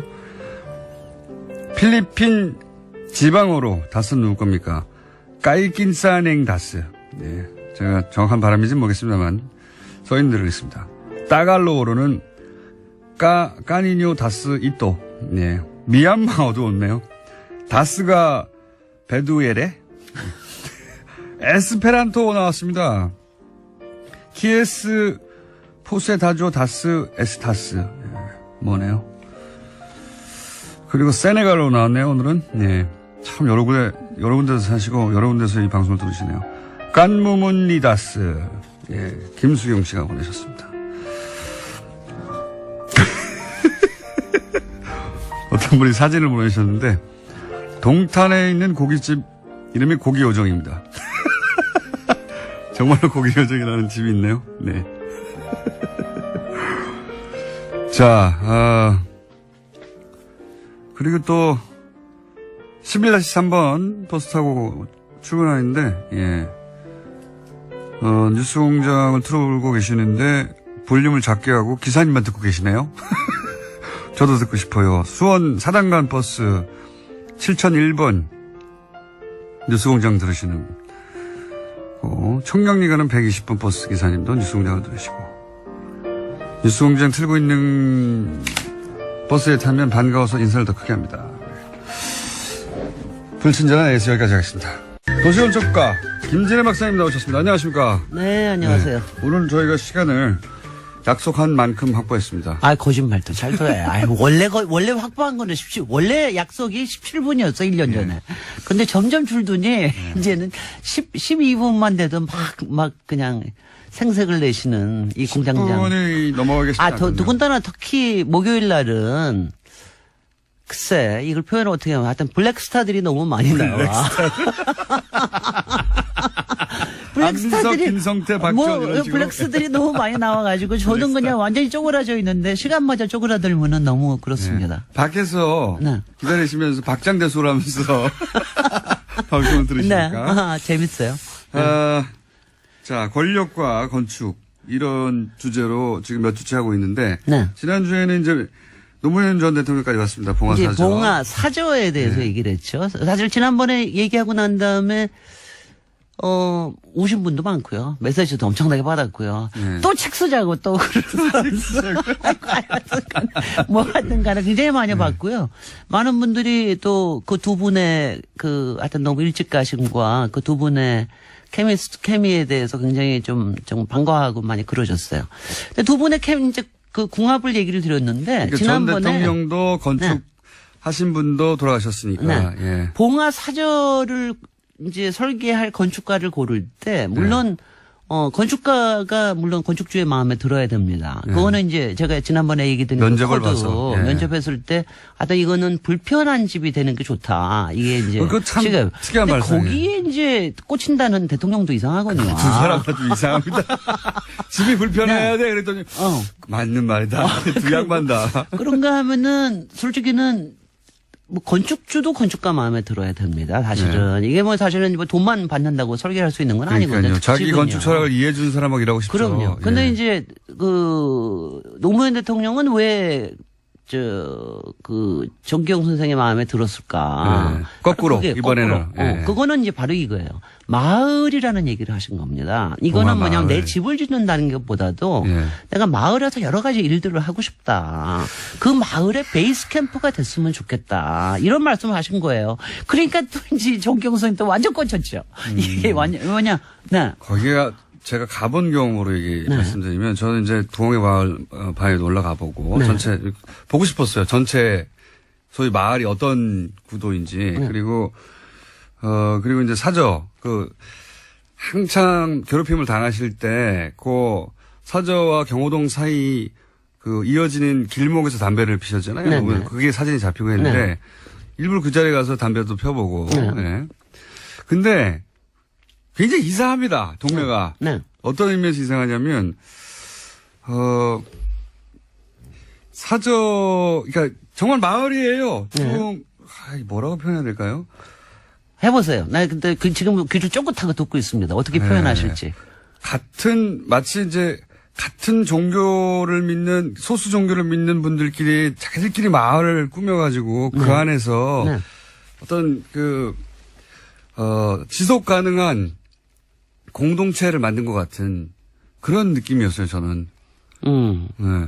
그러니까 뭐 예전의 마을들이 네. 되게 이제 시족 마을들도 있고 네. 친족들이 모여서 하는 마을도 있고 이제 이런 경우니까 그럴 수도 있는데 저는 그것보다도 네. 그러니까 제가 처음 가본 거는 아직 대통령 살아계실 때예요. 네. 이제 봉화 얼만큼 저기 안 했을 때. 그러니까 제가 대통령 마을이라고 그럴 때 갖고 있는 이제 이런 인상 같은 게 있습니다. 대통령 마을 같은 건 없죠. 아니, 사실 그런 건 이제 우리나라에서는. 대통령이 네. 살았을 것 같은 마을. 네. 뭐 이제 우리나라, 그건 이제 대체로 머릿속에 생각하고 있는 거는 우리나라에서 옛날에 왜 풍수적으로 좋다고 얘기하는 거를 상상을 해요. 그러니까 예. 남양 바르고, 예. 양주 바르고, 뒤에 산이 있고, 예. 아주 앞에 물이 있고. 환하고, 예. 이러면서 앞에 물도 있고, 예. 이제 굉장히 그리고 포근하고, 예. 이런 거를 생각을 하고 갔어요. 근데 정말 제가 생각한 데랑 완전히 달라요. 저는 솔직히 처음에 봉화에 갔을 때 그 충격을 잊지를 못해요. 어떤 의미의 충격? 왜냐면 그게 서로 어떤 건지 모르겠는데 네. 마을 자체가 아니라 거기 처음에 가셨을 때 아마 그냥 보나마나 이제 우리 총수께서는 그냥 마을로 쑥 들어가서 저 주차장에다 주차하고 들어가셨을 거예요. 아니, 그때. 저는 예. 그러지 않으셨어요? 걸어서 들어갔어요. 그거는 굉장히 저는요. 네. 봉화마을 들어가는 입구에 중공업지대 있지 않습니까? 네. 공장 동네가 있는데 거기다 세워놓고 걸어서 들어갔거든요. 근데 걸어서 들어갈 때 그게 예. 완전히 달랐습니다. 이게 뭐냐면은요. 이게 뭐냐면은 이게 그러니까 스쳐가는 데요. 이게 뭔가가 흐르는 데입니다. 모여있는, 우리가 보통 마을이라고 하면은 뭐가 모여있는 데라고 생각을 하는데 이게 흘러갑니다. 저는 왜냐하면 그게 굉장히 이렇게 신기하더라고요. 저는 또 한 그러니까 가지 인상적이었던 건 참 총구석까지 왔다. 네. 정말 총구석이죠. 근데 정말 총구석이네요. 지금은 네. 총구석이 아니죠. 지금은 근데 지금은 많은 그때로 사람들이 지금은 오니까요. 진영 시야 안에 속해 있으니까. 네. 근데 이게요.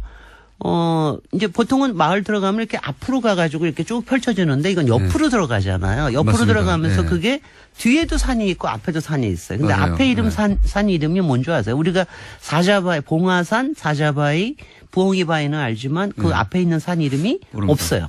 없어, 이름이? 그리고 그냥 그 동네에서는 뭐라고 부르느냐 하면은 뱀산이라고 불러요. 산 이름이 아예 없기도 합니다. 산 이름이 아예 안 나와 있더라고요. 근데 왜냐하면 높지가 않으니까. 근데 이게 이렇게 흘러갑니다. 근데 대체로 옛날에는 그런 산이 있을 때는 사람들이 이름을 용산이라고 많이 붙였어요. 너무 작으니까 뱀. 근데 용도 못 뺀 작으니까 뱀이었구나. 뱀인데 이게 흘러가는 굴곡이 보이는데 저는 야, 산세를 보고 그런 느낌 산세를 받죠. 보는 산세와 그 앞에 쭉 펼쳐져 있는 평야, 동그란 평야 이게 그리고 가운데로 확 이게 흘러갑니다. 그게 저는 야, 이건 정말, 그러니까 뭔가 기가 흘러간다라고 하는 그런 느낌을 저는 받았어. 그래서 굉장히 신기해 했는데, 그 뱀산이, 그래서 솔직히는 이제 풍수하시는 분들이 이 마을을 굉장히 많이 해석을 하셨습니다. 어떻게 해석을 여기에 합니까? 이제 그러니까 제가 이제 풍수 얘기하면 자칫하겠는데 그 얘기만 나오니까 근데 이 얘기만은 이게 기가 흘러가는 데는 맞아요. 모 있는 곳보다 흘러가는 거. 그다음에 뱀이라고 하는 게 용이 아니다. 용은 완성된 거지만 뱀이라고 하는 거 아직도 뭔가 되려고 꿈틀대는 데다. 거기서 뭔가를 여유주를 잡으려고 하는 이 뭐라죠 야망과 이런 게 여기서 자라났다. 뭐 이런 얘기를 하고 하는데 대통령이 낫다고 하니 대통령이 근데 그것도 붙인 정말 거겠죠. 풍수 하시는 분들이 대통령이셨을 때 해석하는 거와 네. 대통령이 돌아가시고 난 다음에 해석하는 게 또 달라집니다. 그렇죠, 당연히. 그런데 네. 이제 뭐냐면 제가 얘기 드리고 싶은 거는요. 그 봉화라는 거를 이제 삶의 공간으로 보는 거하고 그 다음에는 이제 사실은 어떤 기의 공간 이런 거로 보는 거하고 두 개가 다 있을 거예요. 우리가 특히 돌아가시고 난 다음에 삶의 공간으로 보신 건 그게 바로 대통령께서 보신 겁니다. 마을에 가시자마자 하신 일이 화포천에 가서 그 앞에 이제 천이 흐르는데 화포천에 쓰레기 줍는 일부터 하셨어요. 오리농법으로 그렇죠, 노동법 오리농법. 하셨어요. 그 다음에 앞에 조금만 야산에다가는 장군차 심기 시작하셨어요. 그리고 여기가 감이 유명하니까 감 가지고 뭐 어떻게 영농조합을 해볼까 뭐 이런 등등의 그러니까 마을의 어떤 말하자면 새로운 미래 이런 거를 좀 만들어 보려고 하는 이런 삶의 공간으로서의 봉화에 대한 생각. 그 다음에는 제가 앞에 얘기한 대로 이게 확실히 기가 있습니다. 그러니까 어느 마을마다 어느 공간마다 기가 있거든요. 그 기가 저는 이렇게 생각이 돼요. 왜냐하면 저는 제가 노무현 대통령을 좋아하고 이런 이유가 뭐냐면요. 제가 앞에서 흘러간다고 하니까 본인이 내가 이걸 다 담을게라는 얘기를 하신 적이 한 번도 없습니다. 그러니까 저는 그게 좋더라고요. 그러니까 어떤 점에서 굉장히 겸손하신 거예요. 대신 끊임없이 움직이자. 그리고 세상을 움직이는 거는 계속해서 우리 움직이는 우리의 힘으로 이게 간다라는 이제 이런 얘기를 하신 철학과 더불어서 봉화마을에 바로 그런 길을 담고 있는 데다.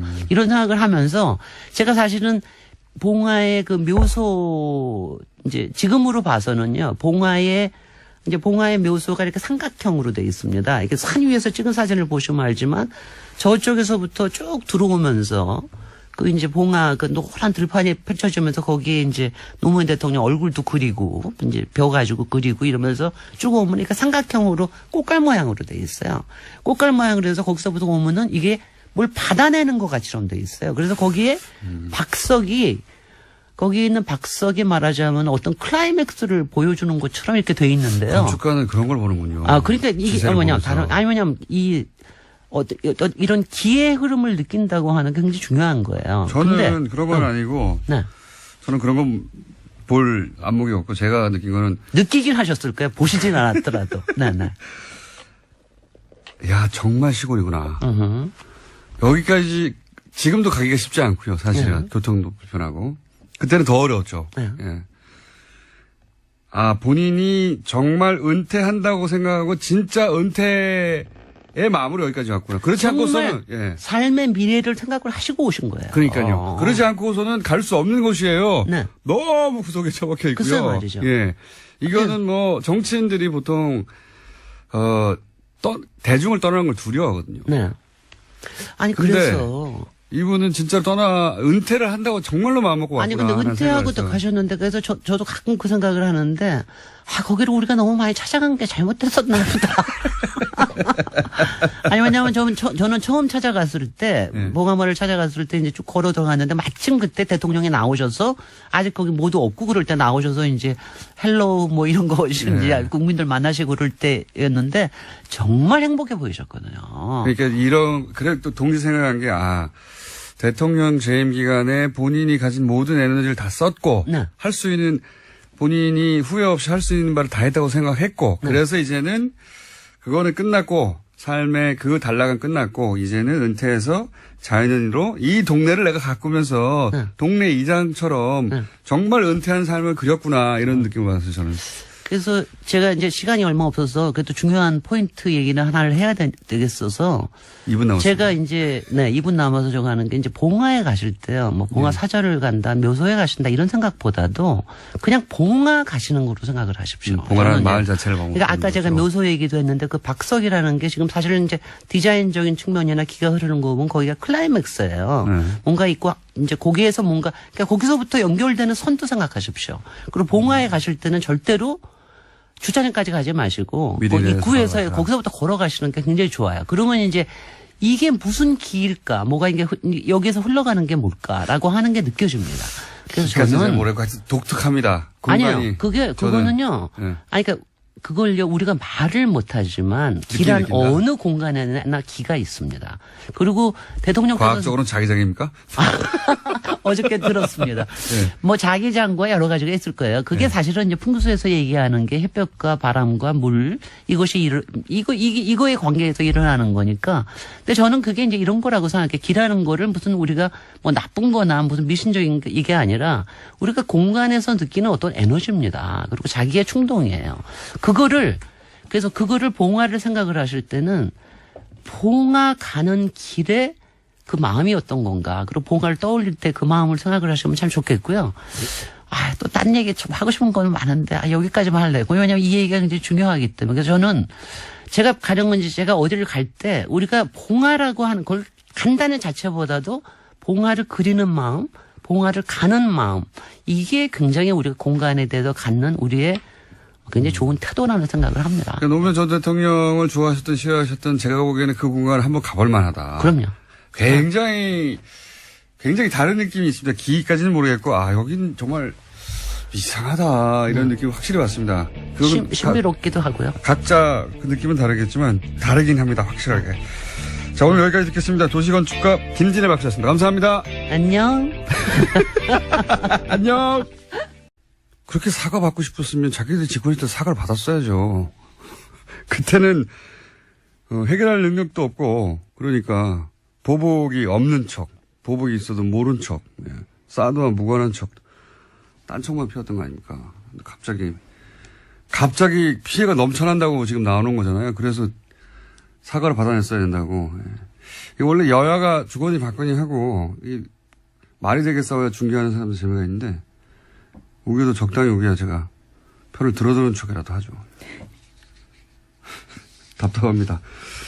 첫 뉴스는 뭡니까? 네, 다스는 누구 겁니까와 관련된 뉴스가 또 나왔습니다. 오늘 아침 CBS 보도인데요. 이명박 전 대통령이 서울시장이던 2004년과 관련돼 있습니다. 서울시가 현대자동차 양재동 사옥 증축에 도움을 준 뒤 다스의 매출이 2배 넘게 뛰었다라는 보도입니다. 이명박 시절 재임 시절에요. 서울시가 현대차 사옥 증축의 걸림돌을 제거하는데 역할을 했다는 사실이 공문을 통해서 새롭게 드러났다라는 겁니다. 그러니까 이게 이제 오래된 얘기네요. 김재록 게이트라고 있었어요. 예. 서울시장 시절에 그때 사실 검찰 수사가 이루어졌었고 당신은 한나라당이었죠. 한나라당 내에서 진상조사에 나와가지고 이거 뭐 명백하다. 인허가 로비가 있었다. 이런 얘기가 있었고요. 근데 이제 더구나 그때 이 수사받던 서울시 공무원도 자살했어요. 네, 그렇죠. 검찰 내에서는 심지어 현대차 건물은 반은 불법으로 지어졌다라는 이야기까지 나왔다라고 합니다. 명백한 사정이었거든요. 근데 수사를 하다가 멈췄어요. 당시에. 흐지부지 됐었는데 김재록 게이트 이렇게 불렀었습니다. 그때 왜냐면 그 로비를 한 브로커 역할을 하는 사람이 김재록 당시 어디 회장이었는데. 네, 인베스투스 글로벌 회장이라고요. 그건 어떻게 다 기억해요? 예, 여기 기사에 나와 있습니다. 어쨌든 김재록 게이트라고. 네. 근데 그리고 나서 다스가 2배로 매출이 떴다는 거 아닙니까? 네, 그렇죠. 서울시장이. 이게 NB 휘나미난이라고요. 예, NB적 현상입니다. 이게 민원 해결과 사적 이익이 확실한 수당물을 만드는 이명박 전 대통령 주변에 이런 일이 많습니다. MB 휘나미난 적어놓으세요. 어디요? 네, MB 현상이요. 네. 예. 이번에는 이제 문서가 나오고, 예. 그리고, 그냥 봐준 게 아니라 그냥 봐줄 리가 있나요? 예. 다스가 매출이 2배, 2천억대에서 4천억대로 뛰었다. 예. 네, 그렇죠. 특히나 다스 같은 경우에는 현대차 그룹의 자동차 내장재를 납품하는 곳이거든요. 그렇기 때문에 그런 커넥션을 의심할 수밖에 없는 상황입니다. 자, 이것도 뭐 재수사 대상이 될 수도 있겠네요. 갑자기 태어난 거 보니까. 10년 전 사건인데, 그때 당시 이제 이미, 새누리당의 가장 유력한 대선 후보였었죠. 한나라당 당시로는. 네. 그게 10년 만에 다시 나오네요.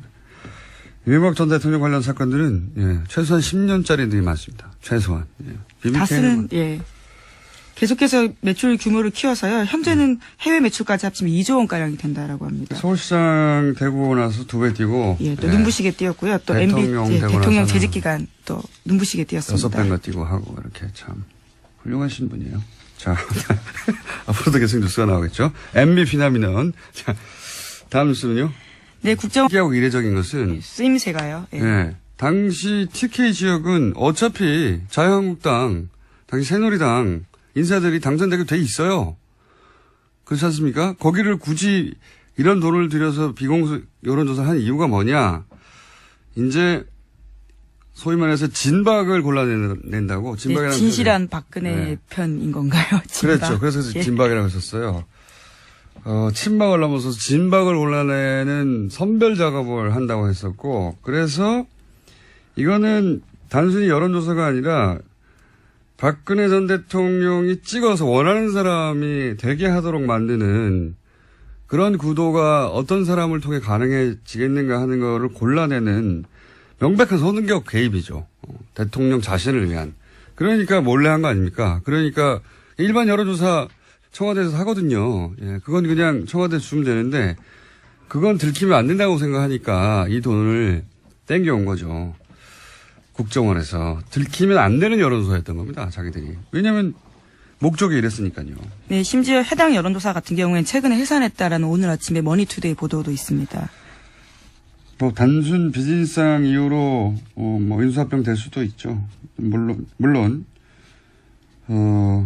수사가 자신들을 향한다는 걸 인지해서 그랬을 수도 있지만 뭐 여간 이건 단신에 해당되는 것이고 당시 여론조사 기관이. 그러니까 의혹이 들었지 않겠냐. 의혹이 저는 자세히는 모르겠지만 업계에 있지 않아서 굉장히 큰 돈이거든요. 이 정도면 특정 지역에 총선 출마 예정자들이나 이런 사람들을 여론조사하는 대구 경북에 지역구가 몇 개 있다고요. 예, 굉장히 큰 돈인데 잠시 후 리얼미터 권 실장 나올 테니까 앞으로 들어와 있네요. 어느새 조용히 들어와 있네. 예. 한번 물어보죠. 요 관련 사안은 이 비용이 어느 정도 규모인지. 여하간 이 비용, 그러니까 여기서 이제 전후 맥락을 얘기하지 않고 여론조사만 자꾸 보도하니까 여론조사 할 수 있지 않냐 얘기하는데 전후 맥락은 그겁니다. 당시에 유승민과 같은 배신자들을 다 찍어내고 본인에게 진실되게 충성한 사람만을 따로 골라서 대구 경북에 당선되도록 만들겠다고 하는 대통령 의중이 들어간 선거 개입용인 겁니다. 이게 말하자면.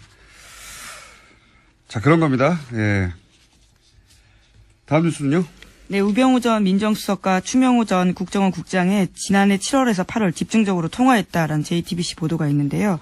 그 당시에는 이석수 전 특별감찰관이 우 전 수석의 처가 부동산 매각과 관련해서 감찰에 들어갔을 때입니다.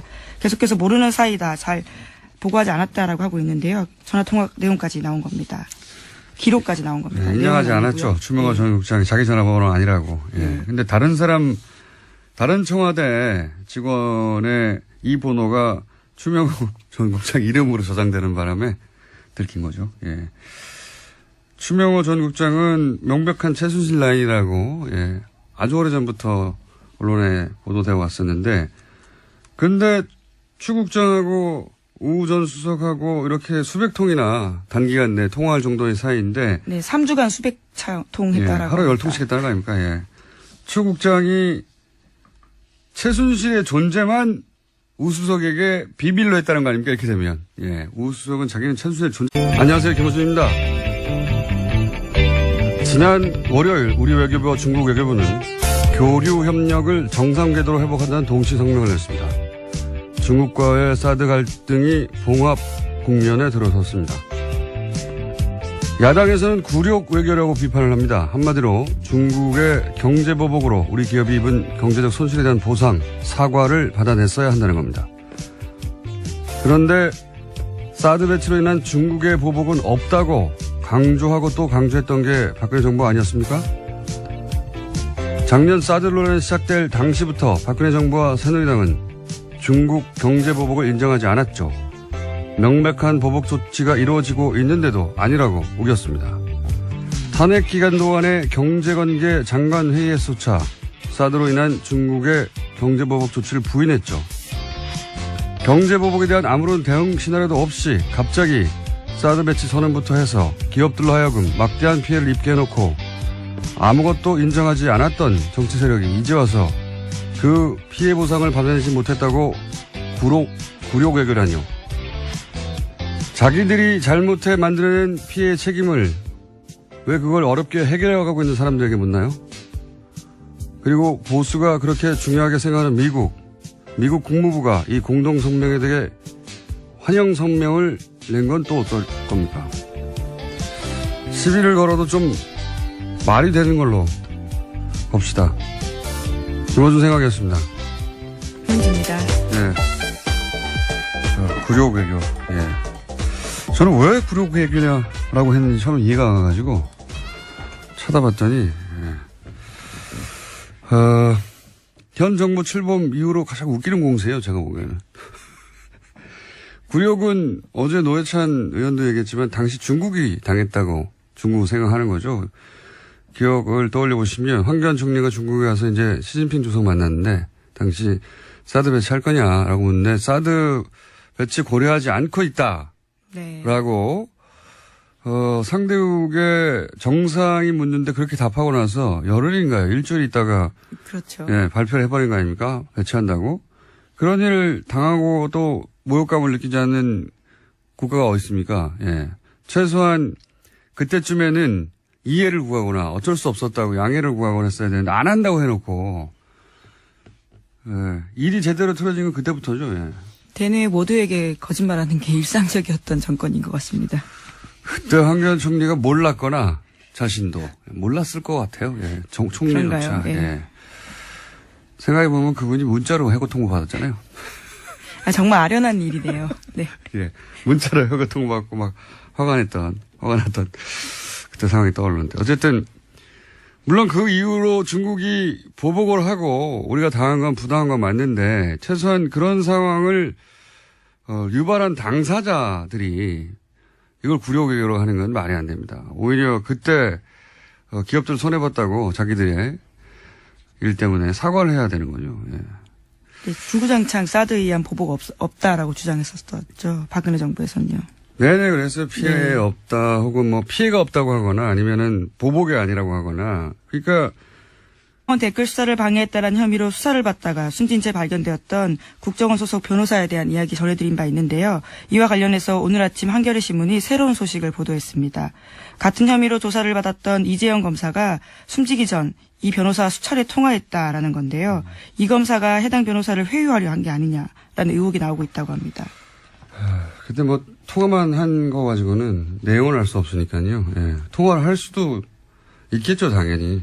같은 사안으로 조사를 받던 상황이니까. 이제 여기서 사실은 유가족 입장도 들어봐야 되는데 유가족이 이럴 경우에 이제 잘 취재에 응하지는 않는데 통상 유가족은 자살을 정말로 했다고 하더라도 대부분 유가족들은 받아들이기 힘들어하죠. 그래서 갑작스러운 죽음이기 때문에요. 자살할 이유가 없다고 이렇게 말하기 마련이긴 합니다만 유가족 관점에서 의심스러워할 대목들이 있을 겁니다. 네, 그 부분 확인해 봐야 될 것 같고요.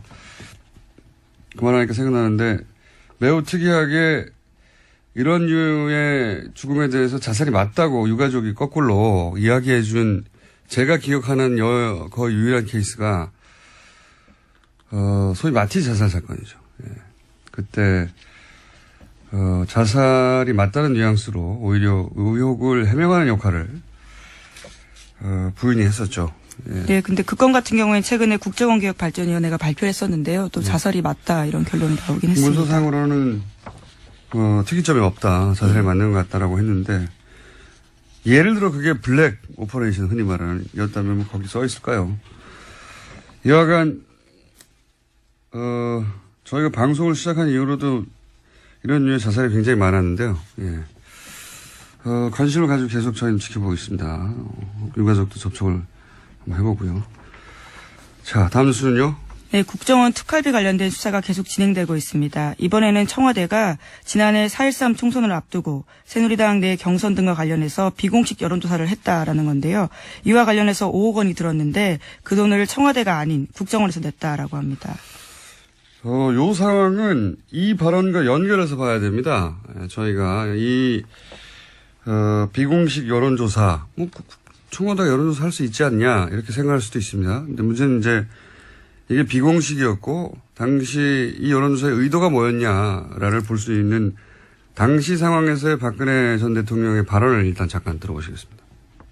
이제 국민 여러분께서도 국회가 진정 민생을 위하고 국민과 직결된 문제에는 무슨 일이 있어도 소신 있게 일할 수 있도록 나서주시고 앞으로 그렇게 국민을 위해서 진실한 사람들만이 선택받을 수 있도록 해주시기를 부탁드립니다. 기억하실지 모르겠는데 당시 이제 유승민 의원이 소위 탈박 선언을 한 거죠. 일종의 배신의 정치로 찍힌 네. 바가 있습니다. 그래서 진실한 사람을 뽑아달라고 진실한 사람 얘기를 굉장히 많이 했어요. 그때 당시에. 지난해 4.13 총선 전에 있었던 박근혜 전 대통령이 이제 진실한 사람, 저런 사람은 떨어뜨려야 된다는, 소위 친박이었다가 탈박한 사람들에 대해서 이 여론조사가 이상하다기보다는, 대단히 틀 자체를 몰랐다고 계속 얘기하고 있으니까요. 믿는 사람은 대한민국에서 거의 없는 걸로 보이긴 합니다만. 정황 증거 같은 것이 하나 더 나온 거죠. 예. 자, 리얼미터 해야 되기 때문에, 제목 정도 스르륵 훑어볼까요? 예. 네, 블랙리스트 항소심 진행 중인데요. 이와 관련해서 어제 김기춘 전 비서실장이 청와대 캐비닛 문건 관련해서는 이것이 문제가 있다라는 주장을 했는데요. 조윤선 전 장관 쪽에서도 상당 부분 문건이 가려져 있기 때문에 이것은 증거로 쓸 수 없다라는 취지의 주장을 했습니다. 가려달라고 한 건 박근혜 전 대통령 쪽에서 가려달라고 한 거예요. 심지어 특검에서 다 봤다라고 하는데 왜 이렇게 문제 제기하는지 모르겠다라고 반박했습니다. 특검 쪽에서요. 자, 크게 신경 쓸 내용 아닌 거고요. 다음 뉴스 제목. 네, 미국 국무부가요. 네. 조셉윤 대북정책 특별대표를 통해서 유엔 북한 대표부와 접촉하고 있다고 로이터 통신이 보도했습니다. 네, 미국이 물밑에서 북한과 접촉하는 게 아니냐는 이야기는 저희가 오랫동안 해왔죠. 예, 이번에는 좀 더 구체적으로 나왔습니다. 직접 말을 했으니까요. 예. 조셉윤 대표가 북미 대화에 나서겠다 이런 얘기를 구체적으로 한 것이고. 예, 북한이 2달간 도발을 중단하면 북한 미국 간의 대화를 나서겠다라는 구상을 러시아에 전달했다라고 합니다. 2달 이미 됐는데요. 예. 그러니까 저희가 한 달 전인가요? 2달 전인가요? 러시아 역할이 부상할 수 있다는 얘기를. 최선희 국장 같은 경우도 네. 계속 가고 있고요. 러시아를. 우리도 러시아와 접촉도 계속 있어서 러시아가 중국 대신에 중국이 지금 우리하고 사드나 이런 문제로 좀 소홀했지 않습니까? 그래서 러시아한테 그런 역할을 맡길 건가 보다 했는데 그래 왔던 것 같습니다. 러시아가 이걸 중간에서 역할을 하고 있었다는 뉴스가 나온 걸로 보아 뉴스공장의 분석은 항상 맞다. 그런 결론으로 가실 거라고 깜짝 놀랐습니다. 네, 저희가 예상했지 않습니까? 자, 네. 여기까지. 시사인의 김은지였습니다. 감사합니다. 주마 리얼미터 권순정 조사실장 나왔습니다. 네. 안녕하십니까? 안녕하십니까? 네, 빨리빨리 진행해보죠. 네. 네. 거의 해봤자 1%, 2%니까. 네. 요번에 좀 많이 올랐네요. 그래요? 네. 네. 자, 그러면 빨리빨리 해보죠. 대통령 지지율 어떻습니까? 예, 지난 4주 동안 거의 변동이 없었죠. 네. 근데 0점 몇 프로 올랐다 내렸다 몇 예, 이번 주에는 2.2%포인트 올라서 69.4%가 되었습니다. 예, 부정평가는 27%에서 25.4%로 떨어졌고요. 추세가 어때요? 그러면 예를 들어서 추세가 수요일 네. 어제 일간 집계는 어떻습니까? 네, 그래서 어제 시정 연설이 있었죠. 여론 주목을 많이 받았는데 어제는 일간 집계가 71.7%까지 올랐습니다. 반만에 좀 올랐네. 한 네. 9월 4일 이후에 약 2개월 만에 처음으로 70%대를 다시 돌파를 했고요. 리얼미터 기준으로. 예, 네. 그리고 보수 중도 지금 분석을 해보니까 이념 성향이 다 올랐더라고요. 네. 그리고 영남과 2.2%입니다. 수도권 포함해서 다 올라서 전체적으로 보합세에서 약간 상승세. 약간 이제 강보합세라든지 예. 그렇게 봐야 되지 않을까 싶습니다. 떨어질 때 0점 몇, 올라갈 때 2, 이런. 예, 다른 여론조사에서는 상당히 많이 큰 폭이 있는데 저희 리얼미터 같은 경우는 네. 매일매일 하다 보니까. 예, 그렇게 크게 변화는 없습니다. 근데 2.2%포인트 정도 추세가 되면, 약간 상승세, 약간. 예, 그렇게 봐야 될 것 같습니다. 민주당도 역시 약간 상승세. 예, 올랐습니다. 1.7%포인트 올라서 50.9%를 기록했고요. 지난주까지는 40%대였는데 다시 50%대로 올랐었습니다. 자유한국당 아무래도 좀 떨어졌겠죠. 시끄럽고. 예, 자유한국당